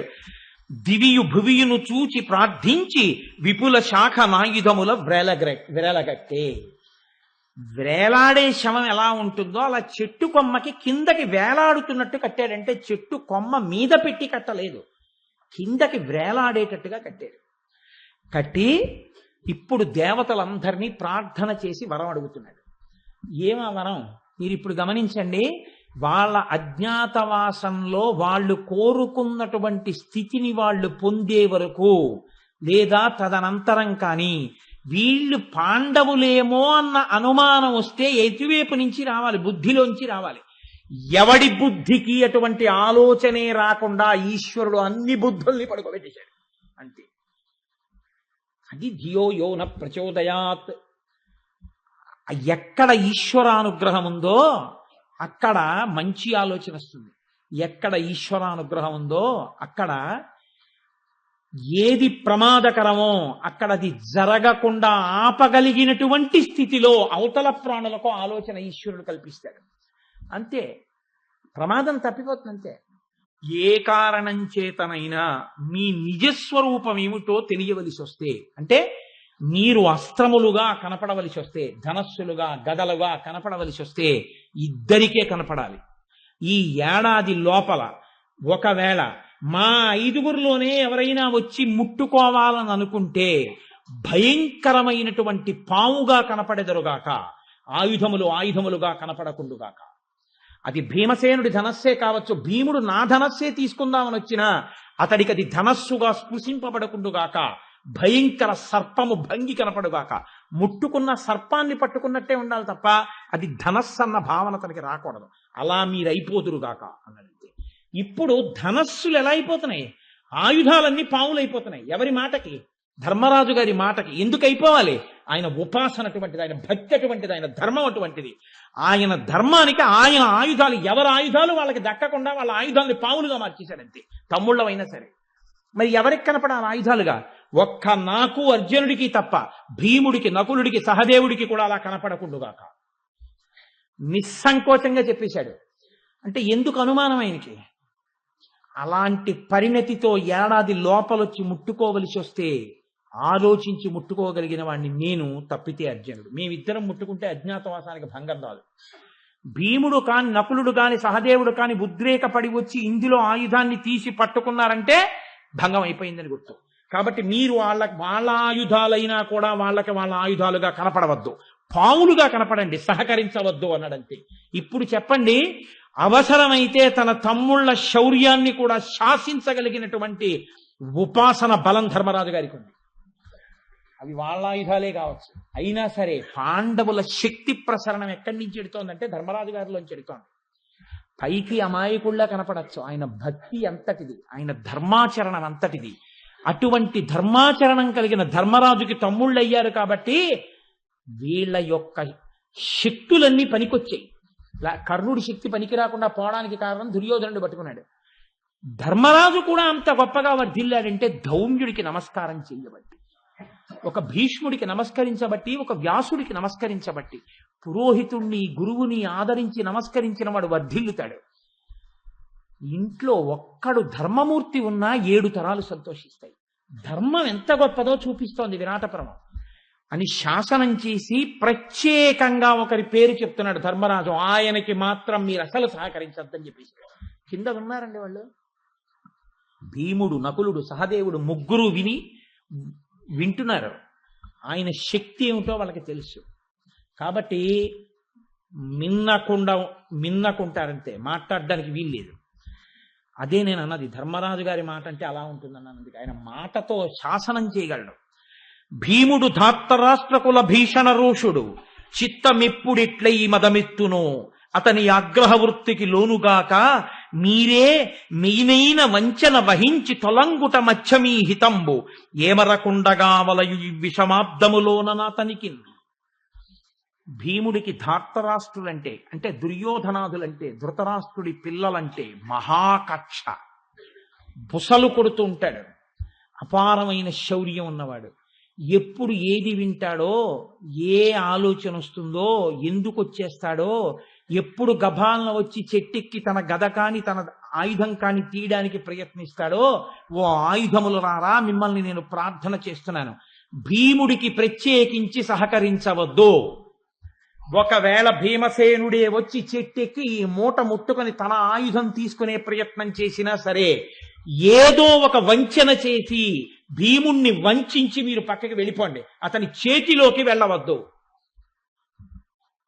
కింద వింటున్నాడండి, భీముడు వింటున్నాడు. ఇప్పుడు అదేంటన్నయ్యా, నా ఆయుధం కదా, నేను తీసుకోగలను అంటాడని మీరు అనుకుంటున్నారా? ధర్మరాజు గారి మాట వింటుంది భీముడు అయినా సరే. అది ఆయన శక్తి అంటే. భారతదేశంలో అందుకే దీనికి ధర్మభూమి, కర్మభూమి అని పేరు. ఈ దేశం పేరు చెప్పేటప్పటికీ ప్రపంచంలో ఉన్న మిగిలిన దేశాల కోట్ల జనం ఇలా లేచి నిలబడి నమస్కారం చేయవలసిందే. భారతదేశమా అని. ఎందుకు అంటే ఒక్కటే కారణం, ఐశ్వర్యం కోసం వెంపర్లాడడం ఈ జాతి లక్షణం ఎప్పుడూ కాదు. ధార్మిక జీవనం అంటే ఒకరికి పెట్టడం, తాను తినడం, ఎంత కష్టమైనా తాను ఓర్చుకోవడం, భగవాడిని కూడా రక్షించి ఔదార్యంతో కాపాడడం, ఇది తప్ప అసలు కొట్టడం అన్నది తెలియదు. అధర్మాన్ని తీసేయడానికి కొట్టడం అన్నదే చేయవలసి వస్తే నెత్తుటి టేరులు కూడా పారించగలదు వీరంపు. కవితిక్కన, ఖడ్గతిక్కన అటువంటి స్థితి కలిగినటువంటి భరతమాత, అటువంటి తల్లికి బిడ్డలుగా పుట్టడం, ఇన్ని కోట్ల జన్మల తర్వాత భరతమాత పుత్రుడిగా పుట్టినందుకు, ఇటువంటి వంశాలకి వారసులం అయినందుకు, భారతం చదువుకోవడానికి అర్హత పొందినందుకు ఎంత మనం సంతోషించాలో. ఈ జాతికి నేను వారసుణ్ణి, ఈ ధర్మాన్ని అనుష్ఠించడానికి నాకు అధికారం ఉంది, ఈ ధర్మంలో నేను పుట్టానని చెప్పుకోవడానికి నాకు అవకాశం ఉందని మనం ఎంత గర్వపడాలో మీరు ఆలోచించండి. కాబట్టి మీరు సహకరించకండి అని చెప్పాడు. ఇప్పుడు కిందకి దిగాడు ధర్మరాజు గారు, సహదేవుణ్ణి పిలిచాడు. సహదేవా, అదిగో అక్కడ ఒక శవం పడుంది. ఆయన ఉంచవృత్తి అంటారు. ఉంచవృత్తి అంటే తనంత తానుగా బతకడానికి అవకాశం లేక, లేదా దాన్ని స్వీకరిస్తారు. ఉంచవృత్తిని స్వీకరించి పొలాల్లో ఉండేటటువంటి పంట కోసేసి గింజలు దులుపుతారు. దులిపి రాసుల కింద పోసి బస్తాలకెత్తి పట్టుకెళ్ళిపోతూ నేల మీద పడినటువంటి గింజల్ని ఎత్తకుండా వదిలేస్తాడు రైతు. అవి ఏరుకుని బతికే వాళ్ళు కొంతమంది ఉంటారు అని. ఉంచవృత్తిలో ఉన్న వాళ్ళు వస్తారు అక్కడికి. వచ్చి ఆ మట్టిలో ఉన్న గింజలు ఏరుకుంటారు. ఏరుకుని అవి వండుకు తింటారు. వాళ్ళు అందులో ఉన్న బియ్యాన్ని తింటారు. అంటే ఇంకా అంతకన్నా చాలా దయనీయమైనటువంటిది వేరొక వృత్తి ఉండదు. లేదా కొంతమంది అసలు ఎవరి జోలికి వెళ్లకుండా వాళ్ళు వదిలిన అది తిని నేను బతికేస్తాను, ఈశ్వరుడి పాదాలు పట్టుకుని అన్న వాళ్ళు కూడా ఉంచవృత్తి స్వీకరిస్తారు. ఎందుకంటే మహాపురుషులు కొంతమంది అలా స్వీకరించిన వాళ్ళు ఉన్నారు. త్యాగరాజస్వామి ఉంచవృత్తిలో ఉన్నారు కొన్నాళ్ళగా, ఆయన జీవిత చరిత్రలో ఉంది. కాబట్టి ఉంచవృత్తిలో ఉన్న వ్యక్తి అక్కడ పడిపోయి ఉన్నాడు. అతని శవం అలాగే ఉంది. అంటే దహనం చేసిన వాళ్ళు లేరు, అంత్యేష్టి సంస్కారం జరగలేదు. అంటే అంతటి దీనుడు. అతని శవాన్ని జంతువులు కూడా ముట్టుకోలేదు. అంటే అక్కడికి జంతువులు రావు, అంత భయంకరమైన ప్రదేశం. ఒక జింక లాంటిది ఒకటి అక్కడ పడిపోయి ఉంది. జింక లాంటిది అనడానికి కూడా కుదరదు, ఎందుకంటే దానికి ఒంటి మీద మచ్చలు ఉంటాయి. ఒంటి మీద వెంట్రుకలు కలిగినటువంటి ఒక జంతువు కళేబరం అక్కడ పడిపోయింది. దాన్ని ఎవరు తినలేరు. అంటే నక్కలు మొదలైనవి తినలేరు, కుక్కలు అంటే అవి కూడా అక్కడికి రావు. కాబట్టి సహదేవుణ్ణి పిలిచి అన్నాడు, నువ్వు ఆ జంతువు యొక్క చర్మాన్ని ఒలిచి తీసుకురా అన్నాడు. ఒలిచి తీసుకొచ్చాడు. ఆ శవాన్ని కూడా ఇలా తీసుకురా అన్నాడు. ఇప్పుడు ఈ శవాన్ని, ఈ చర్మాన్ని పట్టుకుని పైకెక్కి నకులుడు ఆ పెట్టినటువంటి ఆయుధాల మూటకి కలిపి కట్టాడు. అంటే చూడగానే ఎట్నుంచి చూసినా అది శవం వేలాడుతున్నట్టే కనపడుతుంది. పైగా శవం అన్నది అలా ఉండదు కదండి. కొన్నాళ్ళకి ఏమైపోతుందంటే అది శిథిలం అయిపోయి విపరీతమైన దుర్గంధాన్ని వెదజల్లుతుంది. కాబట్టి ఎవరైనా ఒకవేళ ఇలా చూసినా బాగా కనపడింది అనుకోండి, అలా శిథిలమైపోయినటువంటి శవం దుర్వాసనతో అసలు ఆ కొమ్మల దగ్గరికి ఎవరు ఎక్కరింది, దాని దగ్గరికి వెళ్ళే సాహసం చేయరు. ఈ రెండిటిని కలిపి కట్టించాడు. కట్టించి కిందకి దిగాడు. ధర్మరాజు చాలా దూరం ఆలోచిస్తాడు. ఆయన మనం ఇన్ని జాగ్రత్తలు తీసుకున్నా ఎవరో 5గురు ఒక ఆడదానితో వచ్చారు ఈ శ్మశానానికి, ఏవో పైన కట్టారు అని చూసిన వాళ్ళు ఎవరైనా ఉన్నారేమో ఎక్కడి నుంచి. ఎందుకో తెలుసా అండి, అలా వచ్చే అవకాశం కొంతమందికి ఉంటుంది. ఎంతమందికి కొంతమంది, నేను కొన్ని చెప్పకూడదు, ఇదేంటి చెప్పడానికి అవకాశం ఉన్నవి.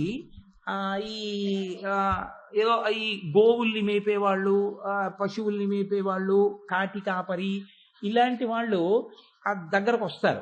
వస్తే ఎందుచేతంటే ఒక ఆవుని మేపేవాడు గభాలని శ్మశానంలోకి వెళ్ళిపోయి గడ్డి ఉంది కదా కింద తింటూ చెట్టు కిందకు పోయింది అనుకోండి, ఆ ఆవు కోసం వాడు రావాలిగా. తీరా వాడు వచ్చేటప్పటికి 5గురు ఎవరో ఏదో మూట కడుతున్నారు అనుకోండి, కొంచెం భయం వేస్తుంది దగ్గరికి వెళ్ళడానికి.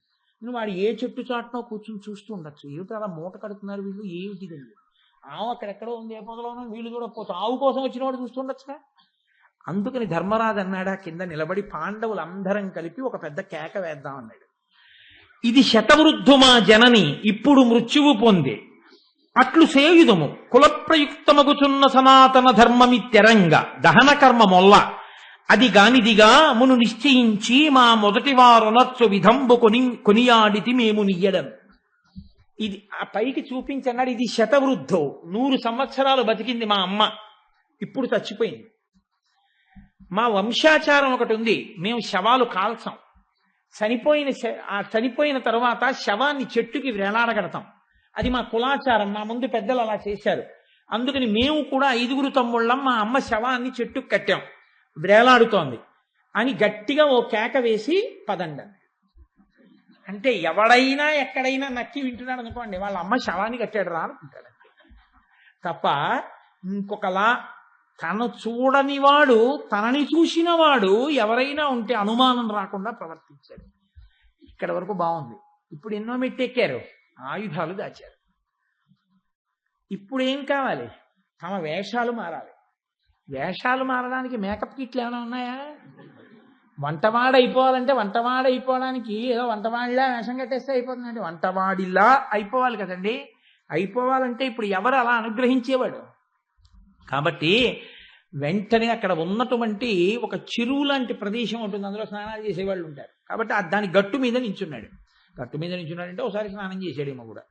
గట్టు మీద నించుని ఆయన యమధర్మరాజు గారిని ప్రార్థన చేశారు.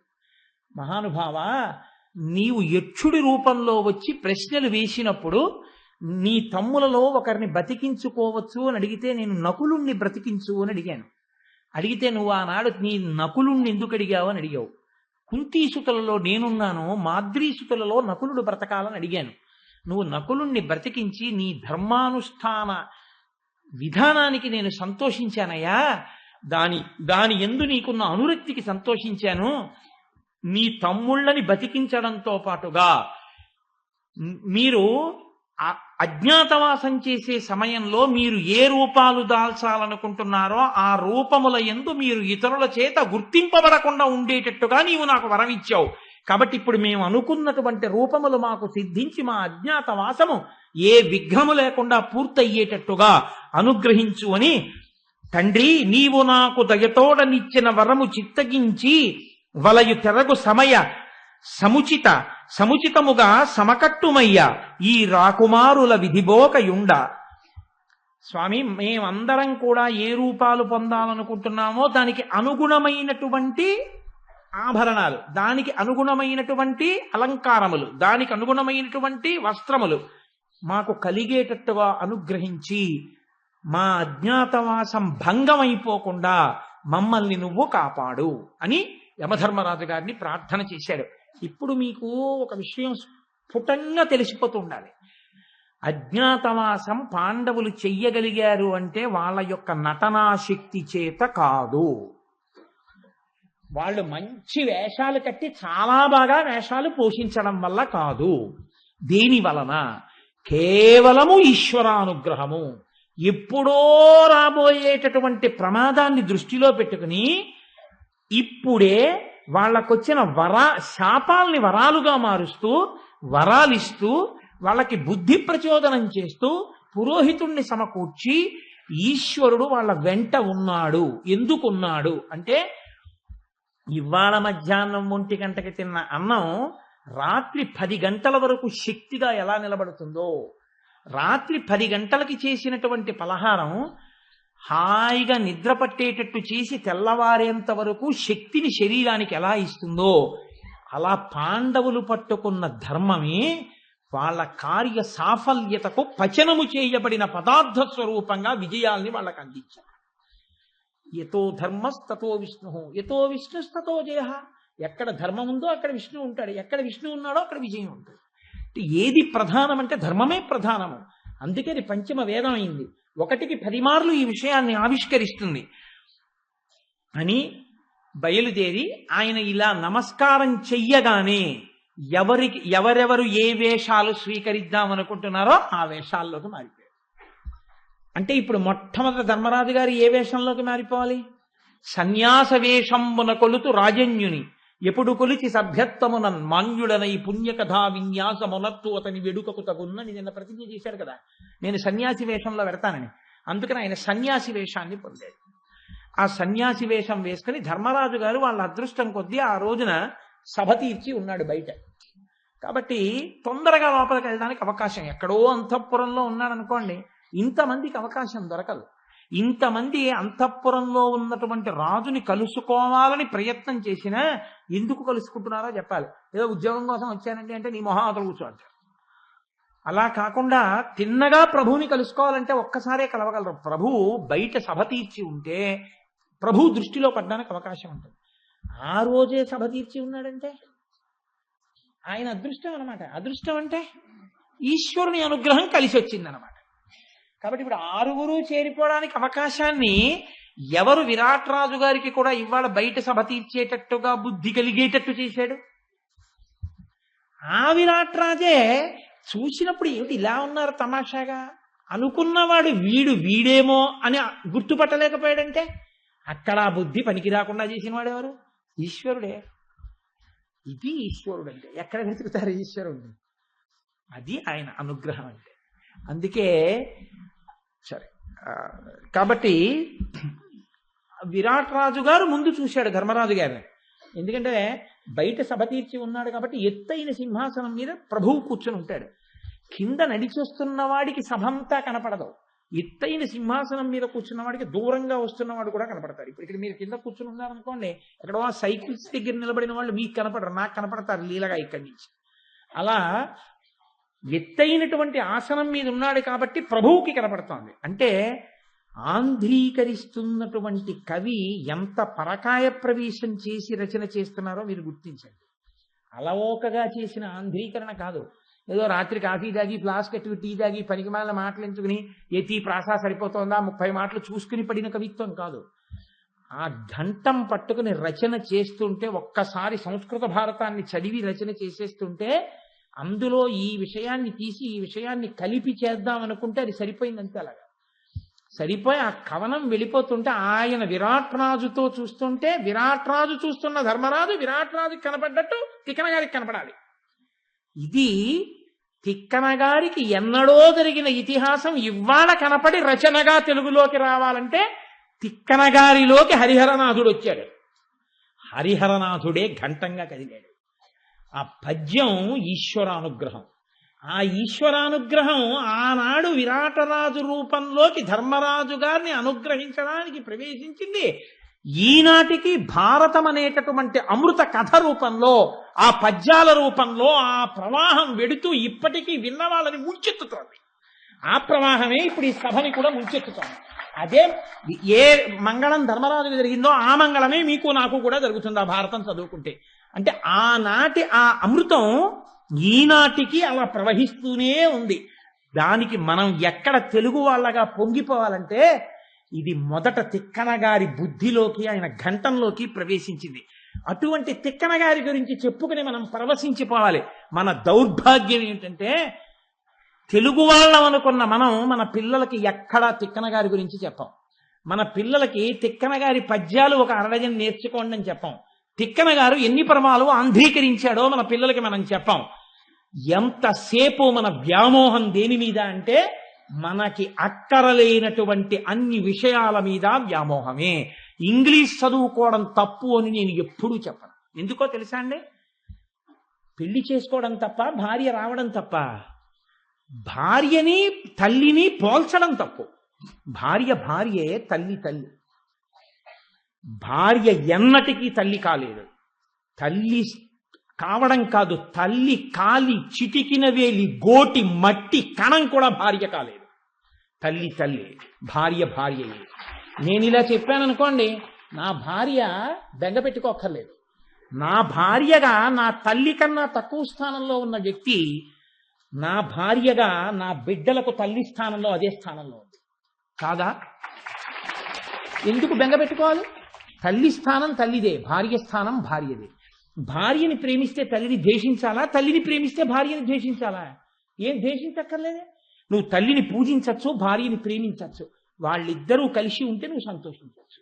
అలా తెలుగు నీ తల్లి, ఇంగ్లీష్ నీ భార్య. భార్యని భార్యగా ఉంచుకో, తల్లిని తల్లిగా ఉంచుకో. భార్య కోసం తల్లిని వదిలేసుకోక్కర్లేదు. భార్య కోసం తల్లిని వదిలేసుకుంటానడం ఎంత తొంటరితనమో. తెలుగు మాకు రాదండి, మేము ఇంగ్లీష్లో పుట్టాము, ఇంగ్లీష్లో పెరిగామన్నట్టు పిచ్చి పిచ్చి నటనలు చేసి అయిందానికి కాందానికి గోదావరి ఎక్స్ప్రెస్ అని కూడా అనకుండా గోదావరి ఎక్స్ప్రెస్ అనడం చాలా పెద్ద నేరం. అలా మాత్రం అనక్కర్లేదు, గోదావరి ఎక్స్ప్రెస్ అనొచ్చు. కాబట్టి నాకు ఎక్కడ మండుతుందంటే, ఇక్కడ పుట్టిన వాళ్ళు ఎంత ఇంగ్లీషో టీవీల్లో చూస్తుంటాం. తెల్లారులేస్తే తెలుగు వాళ్ళని మనం మురిసిపోయి వాళ్ళందరినీ చూసి మనం జేజేలు కొడతాం. వాడు ఇంటర్వ్యూ ఇస్తే 50 ఇంగ్లీష్ మాటలు, ఒక్క వాక్యం తెలుగు మాట్లాడేవాడు. వాడు తెలుగులో ఉన్నటువంటి పెద్ద ప్రావీణ్యుడని మనం వాడికి జేజేలు కొట్టడం. అదే తెలుగుకి మర్యాద అంటే, అదే తల్లికి మర్యాద అంటే. భాష భాషే, భాష తల్లి, ఆమెకు ఆ మర్యాద ఉండి తీరుతుందంతే.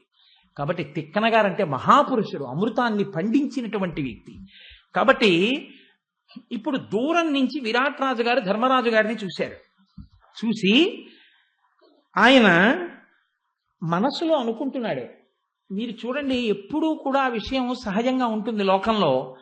మిగిలిన వాళ్ళు ఎలా ఉన్నా ఒక తేజోవంతమైనటువంటి వ్యక్తి ఎవరైనా కనపడ్డాడు అనుకోండి, ఇప్పుడు ఆయన చాలా గమ్మత్తుగా ఉన్నాడు, చాలా తేజోవంతంగా ఉన్నాడు, మహానుభావుడు ఎవరో ఏమిటో అనుకుంటాం. చూడండి, మీరు సభల్లో ఎప్పుడైనా ప్రత్యేకంగా సభల్లో గమనించారు, ఆయన ఎవరో మీకు తెలియక్కర్లేదు. ఒక్కొక్కసారి ఆయన వస్తుంటే ప్రయత్నం లేకుండా అందరు ఇలా నమస్కారం చేస్తారు. తర్వాత తెలుస్తుంది ఆయన ఫలానాన్ని. ఆ తేజస్సు మనిషి వెంట వెడుతూ ఉంటుంది. అలా ధర్మరాజుని చూడగానే దవ్వుల చూచి మచ్చ వసుధాపతి చనుదించుచున్నవాడెవ్వడో నాదు చూట్కులకు ఎంతయు వ్రేగయితోచి ఎట్లి తండి విధి పొందెనో జగములెల్లను ఏలగ చాలు తేజము ఆ మువ్వురతోడి జోడియగు మూర్తి ఈ తూంద్రుని యొప్పుగంటిరే అన్నారు. ఇది ధర్మరాజు సన్యాసి వేషాన్ని మేకప్ మ్యాన్ వేయలేదు, సాక్షాత్ యమధర్మరాజు గారు వేశాడు. ఏమండి, అందులోకి ఫిట్ అయ్యాడా? యమధర్మరాజు గారు సన్యాసి వేషం వేసి పంపిస్తే సన్యాసిలా కనపడుతున్నాడా? మీరు బాగా గుర్తుపెట్టుకోండి, సన్యాసిగా వైరాగ్యంతో అవుతారు. ఎంత పెద్ద పదవులు ఉన్నవాడు, ఎంత విజ్ఞానం ఉన్నవాడు వైరాగ్యంతో సన్యసిద్దాం అనుకుంటే కషాయం కట్టుకుని వెళ్ళిపోతాడు అంతే. కానీ ధర్మరాజు గారు సన్యాసిగా వస్తుంటే విరాట్ రాజు గారికి అలా కనపడలేదు. అంటే అనుమానం అన్నది వచ్చిందా? ఇలా అంటున్నాడు, నిజమేనా ఇతను చెప్పేది, గూఢచారుల్ని పెట్టండి అనేంత అనుమానంగా మాత్రం మారకుండా ఎవరు అడ్డుపడ్డారు? ఈశ్వరుడు. అది నేను మీతో మనవి. అసలు ఆయన్ని చూడగానే ఎవరో సన్యాసి వస్తున్నాడు చూడండి అన్నారు అనుకోండి, అవమానం కదండి. తేజోవంతమైనటువంటి సన్యాసి మహానుభావుడు అని చెప్పినా కూడా అప్పుడు ఆయనతో మాట్లాడేటప్పుడు ఆయన మాటలు వెంటనే అంగీకరించాలనేటటువంటి స్పృహ కలిగి ఉండాలన్న నియమం ఏముంది? మీకు ఇక్కడ ఒక ఆశ్రమం ఏర్పాటు చేస్తాను, చక్కగా అందులో ఉండండి మీరు అనొచ్చు, అంతఃపురంలో ఉండడానికి అవకాశం ఇవ్వకపోవచ్చు. కాబట్టి ఆయన చెప్పింది ఒప్పుకునేటట్టే తప్ప అంతకన్నా బుద్ధిలో అనుమానం పెరగకుండా జరిగింది అంటే ధౌమ్యుడి అనుగ్రహం, పాండురాజు గారి ధర్మం, ఈశ్వరుడి యొక్క అనుగ్రహం. అంటున్నాడు, దవ్వుల చూచి మత్స్య వసుధాపతి ఈ చనుజంచుచున్నవాడెవ్వడో నాదు చుట్కులకు ఎంతయు వ్రేగయితోచే ఎట్లి తండ్రి విధి పొందెనో. ఎంత తేజస్సుతో ఉన్నాడురా! ఎందుకు ఇలా ఇతను సన్యాసిగా అయిపోయాడు? జగములెల్లను ఏలగ చాలు తేజము. ఒక రాజ్యం కాదు, జగత్తులన్నింటినీ పరిపాలించగలిగినటువంటి తేజస్సు కనపడుతోంది. చక్రవర్తి అయితే ఏదో ఓ భూమండలాన్ని పరిపాలిస్తాడు, ఇతను మొత్తం జగత్తుల్ని పరిపాలించగలిగిన వాళ్ళ కనపడుతున్నాడు. ఆ ముగ్గురితోటి జోడియగు మూర్తి, ఆ ముగ్గురున్నారే వాళ్ళతో సమానంగా ఉన్నాడన్నాడు. ఎవరా ముగ్గురు? బ్రహ్మ, విష్ణు, మహేశ్వరుడు. చూశాడు ఆయన? చూడక్కర్లేదు. వెనకటికి సరే ఎందుకులేండి, కానీ ఆ ముగ్గురితోటి సమమగు మూర్తి అంటే బ్రహ్మ, విష్ణు, మహేశ్వరులు ఎంతటి తేజోమూర్తులై ఉంటారో అంతటి తేజోమూర్తిగా ఉన్నాడు మహానుభావుడు. అంటే సాక్షాత్తు పరమేశ్వరుడిగా కనపడుతున్నాడు. అలా పరమేశ్వరుడిగా కనపడాలంటే ఒక్కటే కారణం, ఆయన ధర్మం. ఆయన ఏ ధర్మాన్ని పట్టుకున్నాడో అది ఆయనతో ఉన్న వాళ్ళని కూడా కాపాడేస్తోంది. యతీంద్రుని యొప్పుగంటిరే, సభలో ఉన్న వాళ్ళందరూ తన వంక చూసి తను ఎవరికి ఏమైనా ఉపకారం చేస్తాడో అని చూస్తున్నారు. అకస్మాత్తుగా ధర్మరాజుని చూడగానే విరాట్ రాజు వీళ్ళందరినీ చూడడం మానేసి ఆయన అలా కనపడి ఇలా నడిచి వస్తుంటే, ఏమిటి అంతటి తేజోమూర్తి, చూశారా ఆయన్ని అన్నాడు. ఎందుకని? వాళ్ళందరూ అటు చూడటం లేదు, తనని చూస్తున్నారు, తనకి వాళ్ళు కనబడుతున్నారు. ఎందుకని? సభ ఇలా ఉంటుంది, తనటు చూస్తుంటాడు, వాళ్ళందరూ తన్ని చూస్తున్నారు, వాళ్ళందరూ అటు చూస్తూ ప్రభు ఒక్కడు వాళ్ళని చూస్తున్నాడు అనుకోండి, అసహ్యంగా ఉంటుంది సభ. ఎవడు తనని లెక్క పెట్టేవాళ్ళు లేడని కదా గుర్తు. అందుకదే కదా అదేంటి తుమ్ము హాసంబు నిష్ఠీవనంబు గుప్త వర్తనములుగా జరుపవలయో నృపతి కొలువున్న ఎడలా అన్నాడు నిన్న ధౌమ్యుడు. ప్రభు వంక చూడమన్నాడు. మరి అందరూ అటుపక్కకి చూస్తుంటే ఈయనొక్కడు వీళ్ళందరినీ చూస్తుంటే అసహ్యంగా ఉండదు సభ. అంటే వాళ్ళందరూ ఈయన వంక చూస్తున్నారు, ఈయనొక్కడు అప్పటి వరకు చెప్తున్నది, అప్పటి వరకు చేస్తున్నది మరిచిపోయి అడే చూడండి ఎంత తేజోమూర్తో ఎలా వస్తున్నాడో అన్నాడు. ఇప్పుడు ప్రభువే ఆ మాట అంటే అందరూ ఏం చేస్తారు? ఒక్కసారి సభ అంతా అటు చూసింది. అటు చూసిన తర్వాత అలా అంటారే తేజోమూర్తి అండి అంటే మిగిలిన వాళ్ళు ఏమనాలి? ఇలా చూసి పిచ్చిరాజు అలాగే అంటుంటాడు అందరినీ అనుకోవాలి. అలా చూడగానే నిజంగా అంత తేజస్సు కనపడింది అనుకోండి, ఉత్తర క్షణంలో మనిషి యందు ఒక ప్రతిస్పందన ఉంటుంది. ఏమిటి ఆ ప్రతిస్పందన అంటే, మనందరం ఇలా కూర్చుని మాట్లాడుకుంటున్నాం అనుకోండి, ఇలా కూర్చుని మాట్లాడుకుంటుంటే ఓ చేతిలో కమండలం పట్టుకుని, ఓ చేతిలో సత్యదండం పట్టుకుని, పాముకోళ్ళు వేసుకుని, తలమించి కాషాయ వస్త్రం ఏకవస్త్రం కట్టుకుని ఒడిలిపోయి ఉరప్పంజరం పైకి కనపడుతూ ఇంత విభూతి పెట్టేసుకుని, ఇంత కుంకంబొట్టు పెట్టుకుని, చేతిలో సత్యదండంతో టక్కున పాముకోళ్ళు చప్పుడవుతూ చంద్రశేఖరేంద్ర సరస్వతి స్వామి వారి ఇలా వచ్చారనుకోండి, నా నోటి వెంట ఇంకా ప్రసంగం జరుగుతుందండి. మీరెవరైనా నా గురించి చూస్తారా చెప్పమని? మీరు ముందు ఏం చేస్తారా? ఆయన అలా చూడడం, వస్తున్నట్టు చూడగానే గభాలను లేచి నిలబడతారు ఇలా. ఇప్పుడు ఎవరైనా లేచి నిలబడతారా? అలాగా బాగుండదు. సభలో కూర్చుని ఉండాలని కూర్చుంటారు. అప్పుడు అందరూ లేచి నిలబడతారు. అందరూ లేచి నిలబడ్డారంటే గుర్తేంటి?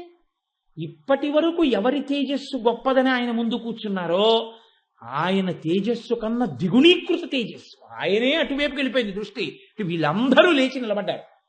అంటే ధర్మజుడి తేజస్సు వేషం మార్చినా ఎలా ఉంటుందో మీరు గమనించాలి. ఇది ధర్మరాజు గారంటే. ఎక్కడిది ఆ తేజస్సు?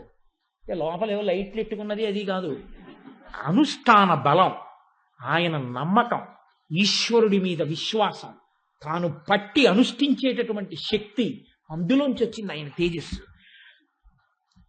ఆయన వస్తుంటే అందరూ లేచి నిలబడి నమస్కారం చేశారు. చిత్రం ఏమిటో తెలుసా అండి, విరాట్ రాజు గారు కూడా లేచి నిలబడి ఎదురెళ్ళి నమస్కారం చేశారు. నమస్కారం చేసి సభ ప్రొసీడింగ్ సాగిపోయాయి. అర్ధంతరంగా తీసుకొచ్చి ఒక ఉచితాసనం మీద కూర్చోపెట్టాడు. కూర్చోపెట్టి తాను వెళ్ళి కూర్చున్నాడు. కూర్చుని అడుగుతున్నాడు, ఎయ్యది జన్మభూమి కులమెయ్యది, ఎయ్యది ఉన్న చోటు పేరెయ్యది, మీరలిందులకు ఇప్పుడు వచ్చిన దానికి గతం వెయ్యది, నాకు ఇంతయును ఏర్పడగా నిరింగింపుడున్న రూపయ్యది, నావుడు నరవరాగ్రణి కయ్యతి ముఖ్యుడిట్లను. చూడండి, చాలా ఆసక్తి కలిగేసింది అనుకోండి, బోల్డ్ అని ప్రశ్నలు వేసేస్తాం. ఇన్ని ప్రశ్నలు వేసేస్తామో ఇంకా ఆసక్తి కలిగితే. అలా ఆయన ఎన్ని ప్రశ్నలు వేసేస్తున్నాడో. ఎయ్యది జన్మభూమి, ఎక్కడ పుట్టారు?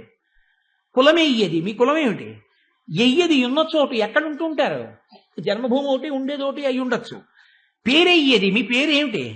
మీరలు ఇందులకు ఇప్పుడు వచ్చిన దానికి గతం వెయ్యది, మీరు ఇక్కడికి ఎందుకు వచ్చారు? ఇంతకు ముందు అసలు ఏం చేస్తుండేవారు? ఇంతకు ముందు గతం ఏమిటి? ఎందుకు సన్యసించారు? ఇంత తేజోమూర్తిగా ఉన్నారేమిటి? ఎందుకు ఇక్కడికి వచ్చారు? నవుడు నరవరాగ్రణి కయ్యతి ముఖ్యడిట్లను అంటూ మనసులో అనుకుంటాడు.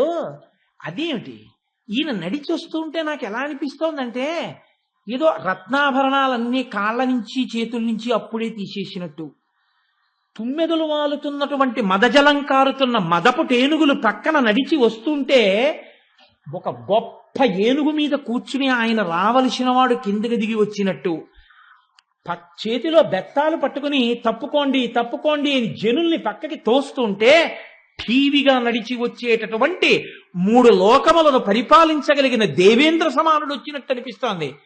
పైకి కాషాయం కట్టుకున్నాడు. చూస్తే ఉంటే అపారమైనటువంటి తేజస్సు, భూమి పరిపాలన చేయగలిగినటువంటి క్షాత్రము ఈయన తేజస్సు కనపడుతోంది. ఏమిటి ఆశ్చర్యం! కాబట్టి కనపడుతున్నది ఒకటి, రూపం ఒకటి. ఈ రెండిటికి మధ్య ఎందుకు వచ్చింది ఈ అంతరం? ప్రశ్నల రూపంలో కక్కేస్తున్నాడు. చెప్పండి చెప్పండి చెప్పండి అంటున్నాడు. ఇప్పుడు ఇంత మర్యాద చేశారు, ఇంత అడుగుతున్నారు కదా అని ఒక్క మాట తొట్టు పడ్డాడు అనుకోండి, ఎయ్యది జన్మభూమి చెప్పాడు అనుకోండి, కథ ఇంకోలా వెళ్ళిపోతుంది. ఒక్క క్లూ అందితే చాలు. అజ్ఞాతవాసం అంటే అంత కష్టం. పేరెయ్యది, కులమెయ్యది, ఇంతకు ముందున్న చోటెయ్యది, ఇవన్నింటిలో ఏ ఒక్క ప్రశ్నకైనా జవాబు చెప్పాడు అనుకోండి, అక్కడి నుంచి ఇంతకు ముందు ఏదో ఫలానా ఏలూరులో ఉండేవాళ్ళం అండి. ఏలూరులోనా? మోతే సుబ్బారావు తెలుసా అంటాడు. కాబట్టి ఇప్పుడు దేనికి జవాబు చెప్పకూడదు. అడుగుతున్నవాడు ప్రభువు అత్యంతాసక్తితో అడుగుతున్నాడు. పాపం వస్తుంది సరిగ్గా చెప్పకపోతే. కాబట్టి చెప్పని వాడిలా ఉండకూడదు, చెప్తున్న వాడిలా ఉండకూడదు. చెప్పాలి, చెప్పకూడదు. చెప్పి చెప్పకుండా ఉండి అలా చెప్పడం ఆయన సహజంగా ఉండాలి. ఇలా చెప్పాలి. ఇది ధర్మరాజు గారు చెప్పాలి. ఎంత ఆలోచించుకోవడానికి సమయం లేకుండా ఎంత జాగ్రత్తగా చెప్పాలో చూడండి. ఆయన అన్నాడు, ఉన్న రూపు పలుకు కన్నరులెక్కడ కలరు, తోచినట్లు పలుకు పలుకనైన చందమయ్యే, అంతీయ కాకుండా పట్టి చూడగలరే ఎట్టివారు. ఆయన ఏ వేషం కట్టాడండి? సన్యాసి వేషం కట్టాడు. సన్యాసి అంటే ఏమిటి? పూర్ణ వైరాగ్యంతో ఉంటాడు. ఈ లోకంలో ఉన్న వాళ్ళందరూ ఎప్పుడు ఏమడుగుతుంటారు? ఏమంటే మీ పేరేంటండి, మీ ఊరేంటండి, ఎక్కడ ఉంటారండి అంటారు. సన్యాసి ఏమనుకుంటాడు? ఇది శాశ్వతం, ఈ శరీరం ఇది నేను కాదు. ఎవరు శాశ్వతం? ఆత్మ శాశ్వతం. ఆత్మకి ఊరేమిటండి? ఆత్మ సర్వవ్యాపకం. దానికి పుట్టుకేమిటి? పుట్టిన జన్మభూమి ఒకటి ఉంటుందా? దానికి జన్మభూమి ఉండదు. పోనీ అది ఇప్పుడు జన్మభూమి కాదు, ఇక్కడ ఉందని చెప్పడానికి ఉంటుందా? ఆత్మ అంతటా ఉంటుంది. ఏమిటో ఈ జనులు ఇలా వెర్రి ప్రశ్నలు వేస్తూ ఉంటారు. ఎవరు సరిగ్గా మాట్లాడరు. అసలు సత్యం గురించి ఎవడో మాట్లాడేవాళ్ళు లేడు. అసత్యమైన శరీరం గురించి అందరూ మాట్లాడతారు అని కదా సన్యాసి మాట్లాడతారు. విరాట్ రాజు గారు వేసిన ప్రశ్నలన్నిటినీ కూడా సన్యాసి మాట్లాడే వైరాగ్యంలోకి తోసిపారేశాడు ధర్మరాజు గారు. తోసేసి ఎంత చమత్కారంగా చెప్పాడో తెలుసా అండి? చాలా వైరాగ్యం ఉన్నవాళ్ళే అన్నాడు. ఉన్న రూపు పలుకు కన్నరులు ఎక్కడ కలరు. ఉన్నది ఉన్నట్టుగా చెప్పేవాడు ఎవడయా? అసలు ఉన్న రూపం చెప్పేవాడు ఎవడుంటాడు అంటే నేను ధర్మరాజుని చెప్తానా అని ఒక జవాబు. సన్యాసి కాబట్టి అసలున్నదేది? సత్. ఆ ఉన్నది కేవలం ఆత్మ. ఆత్మ ఉంటే శరీరం ఉందంటాడు. బంగారం లేకుండా నగలు ఉండవు, నగలు లేకుండా బంగారం ఉంటుంది. ఆత్మ లేకుండా శరీరం ఉండదు, కానీ శరీరం లేకుండా ఆత్మ ఉంటుంది. కానీ నేను ఆత్మ అన్నవాడు ఉండడు, నేను శరీరం అన్నవాడే ఉంటాడు. లోకంలో ఎవడు చూసినా కోటేశ్వరారు అంటే ఇదేనండి అంటే. కాబట్టి అంతేగాని కోటేశ్వరారు అంటే ఆత్మ అండి, ఆత్మకి పుట్టిక ఏమిటండి, నాకు పుట్టినరోజు ఏమిటండి, అలా ఎవరంటారండి? భగవాన్ రమణులు లాంటి జ్ఞాని అయితే అన్నారు. భగవాన్ మీరు శరీరం వదిలిపెట్టేస్తారేమో భయంగా ఉంది, మీది మమ్మల్ని వదిలిపెట్టి ఎక్కడికి వెళ్ళిపోతారో అని భయంగా ఉందన్నారు. వెళ్ళిపోవడానికి నాకు చోటే ఉందన్నారు. వెళ్ళిపోవడానికి చోటే ఉంది. నేను ఆత్మ, నేను సర్వవ్యాపకుణ్ణి, ఎప్పుడూ అంతటా ఉన్నాను, ఎప్పుడూ ఉంటాను. ఇదంటారా? ఎప్పుడు ఉండనిది. ఇందులో గుడారంలో ఒంటెని కట్టినట్టు ఇందులో పెట్టారు. ఇది పడిపోతే అంతటా ఉంటాను. అప్పుడు ఉన్నాను, ఇప్పుడు ఉన్నాను, ఎప్పుడు ఉంటాను. నేను వెళ్ళిపోవడం ఏంటి? అదో అమాయక ప్రశ్న అన్నారు ఆయన. అంటే సత్యం తెలుసుకున్నవాడు అలా ఉంటాడు. సత్యం తెలుసుకున్న వాడికి వైరాగ్యం ఉంటుంది. వైరాగ్యం ఉండి సత్యం తెలుసుకుంటాడు. కాబట్టి సన్యాసి ఎలా మాట్లాడాలో అలా మాట్లాడేస్తే సహజం కదండి, అలాగే మాట్లాడతారు వాళ్ళు. ఆయన అలా మాట్లాడాడు చూడండి, ఎంత వైరాగ్యమో ఎంత జ్ఞానమో అంటారు. కానీ ఏంటంటే అడిగిందని జవాబు చెప్పరు అంటారు. ఏంటి అలా ఎవరు అనరు. నాకు పేరేమిటి, నాకు ఊరేమిటి, ఓ సన్యాసిని అలా తిరుగుతూ ఉంటానండి అన్నారు అనుకోండి, అంతకన్నా మనం అనకూడదండి. మహానుభావుడు చాలా మంచివాడు, ఇంకో 2 పళ్ళెట్టండి అంటారు కదా. కాబట్టి అంత అందంగా మాట్లాడాడు ఆయన. అంతియకాకంత పట్టి చూడగలరు ఎట్టివారు, అంతకన్నా చూడగలిగిన వాడెవడున్నాడయా అన్నాడు. ఇచ్చివాడా, నన్ను చూసి సన్యాసి ఇంత తేజస్సుతో ఉన్నాడు అనుకున్నావు, కానీ ధర్మరాజు వచ్చాడేమో అని అనుకోగలవా? అనుకోలేవంతే.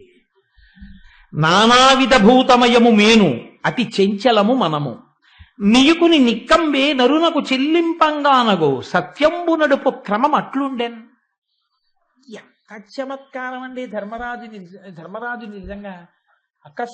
ఇప్పటిదాకా అంత వ్యూహరచన చేసి ఎవడైనా చూస్తున్నాడేమోనని ఇది మా జనని శతవృద్ధు అని చెప్పిన వాడు ఇప్పుడు ఇక్కడికి వచ్చేటప్పటికి అన్నాడు, ఇది ఏముందండి, పంచభూతాలతో కూడిన శరీరం. మనసు అంటారా చించు, ఇదంటారా ఓ చోట పడు ఉంటుంది, లేపితే లేస్తుంది, కూర్చుంటే కూర్చుంటుంది. అదంటారా లేపక్కర్లేదు, కూర్చోబెట్టక్కర్లేదు, తిరుగుతూనే ఉంటుంది. ఆ రెండింటితో కలిసింది ఇది. ఇదంటారా ఇది పుట్టుకేమిటి, చావేమిటి, ఏదో మాయలో అలా తిరుగుతూ ఉంటుంది, తింటూ ఉంటుంది, కూర్చుంటూ ఉంటుంది, పడుకుంటూ ఉంటుంది, అలా అనుభవిస్తూ ఉంటుంది. అసలు దీన్ని అడ్డుపెట్టి సత్యం తెలుసుకునేవాడు ఎవరండి?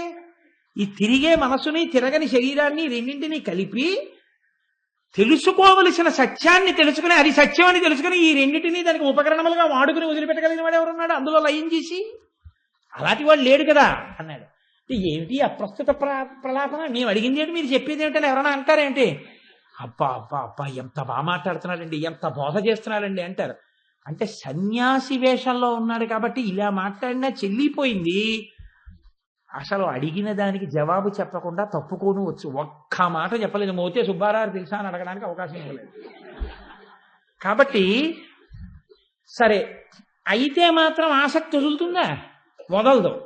ఏదో పీక్కు తింటాడు విరాట్రాజు. ఫోన్లేండి అంతకు ముందు మీ ఆశ్రమం ఏమిటి, ఎక్కడ ఉండేవారు, ఏదో అడుగుతాడుగా. అందరూ చెప్పాడా చెప్పలేదా అన్నట్టు కొంత చెప్పు వదిలేస్తే అంత పేక్కూడదు, సన్యాసిని బాగుండదని ఊరుకుంటాడు. ద్విజుడ, గురు విషయ జాతుడ, సుజన ప్రియుడైన ధర్మసుతు సఖుడ, పరివ్రజనాశ్రమ కలితుండ, మనుజ వల్లభ యోగ్య వినోద కరుండ. ఎంత అందంగా చెప్పాడో చూడండి. ద్విజుడు అంటే 2 మాటలు పుట్టినవాడు. క్షత్రియుడిగా పుట్టాను, సన్యాసిగా వేషం కట్టాను. కాబట్టి సన్యాసి అయ్యాడు కాబట్టి 2వ మాట కాదు. వేషం కట్టినా ఆ వేషం అంత గొప్పది కాదు. యజ్ఞోపవీతం వేసుకున్నాడు కాబట్టి, ఉపనయనం జరిగింది కాబట్టి ద్విజుండ, సత్యమే చెప్తున్నాడు. గురు విషయ జాతుడ, ఎప్పుడూ కూడా గురువులంటే చాలా ప్రీతి కలిగినటువంటి వాడిని, భక్తి కలిగిన వాడిని. సుజన ప్రియుడైన ధర్మసుతు సఖుడ, మంచి వాళ్ళంటే ఇష్టపడేటటువంటి ధర్మరాజు గారి యొక్క స్నేహితుణ్ణి. మంచి వాళ్ళంటే ఇష్టపడే ధర్మరాజు గారి స్నేహితుణ్ణి అంటే నువ్వు ఇష్టపడకుండా ఉంటే నువ్వేమవుతావు ఇప్పుడు నా మాటలకి? అంటే ఎంత చమత్కారం చూడండి అందులో.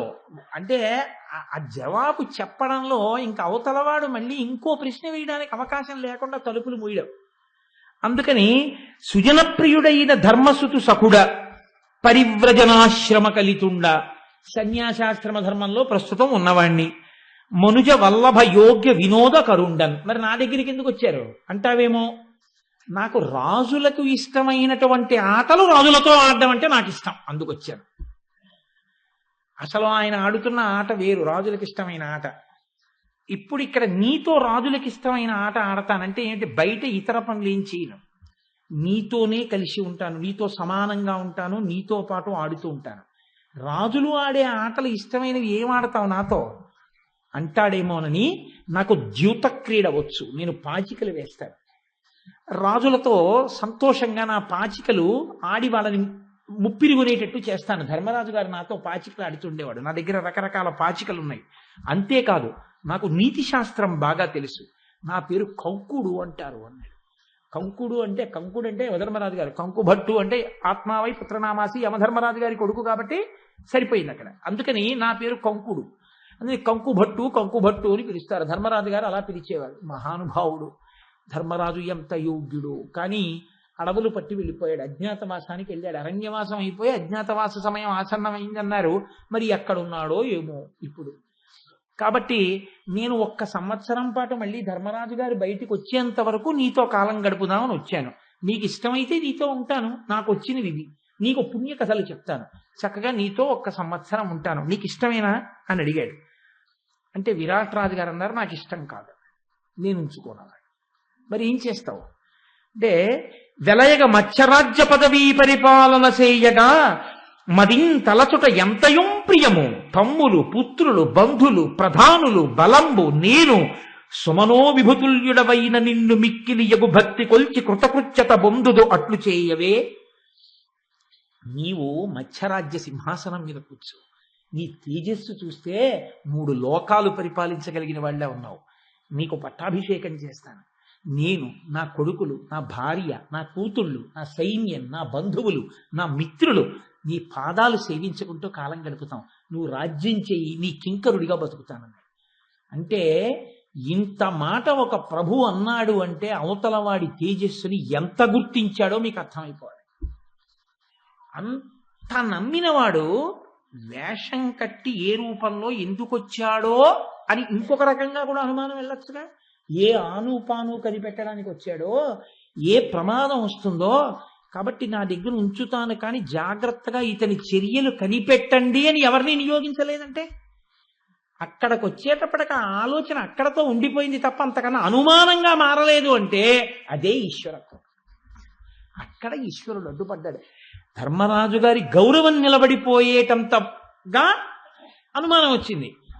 ఆ అనుమానం ధర్మరాజు గారి కార్యభంగం అయ్యేటంత స్థాయిలో పెరగకుండా అడ్డుపడింది. చూడండి, నిజంగా ఎంత గొప్ప విషయం అండి అది. అది ఈశ్వరుడు యొక్క వైభవం అంటే, అది మహానుభావుడు.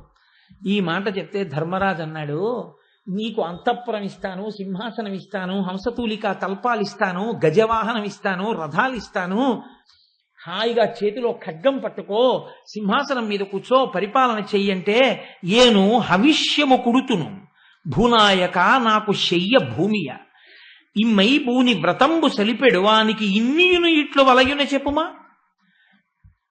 ఏమిటో విరాట్ రాజా, నువ్వు నాకు రాజ్యం ఇస్తానంటావు, సింహాసనం ఇస్తానంటావు, హంసతూలికా తల్పాలు ఇస్తానంటావు, అంతఃపురాలు ఇస్తానంటావు, నాకెందుకయా, నేను హవిష్యం తింటాను. అంటే యజ్ఞంలో వాడేటటువంటి అన్నం ఏదుంటుందో ఆ అన్నమే నేను తింటాను.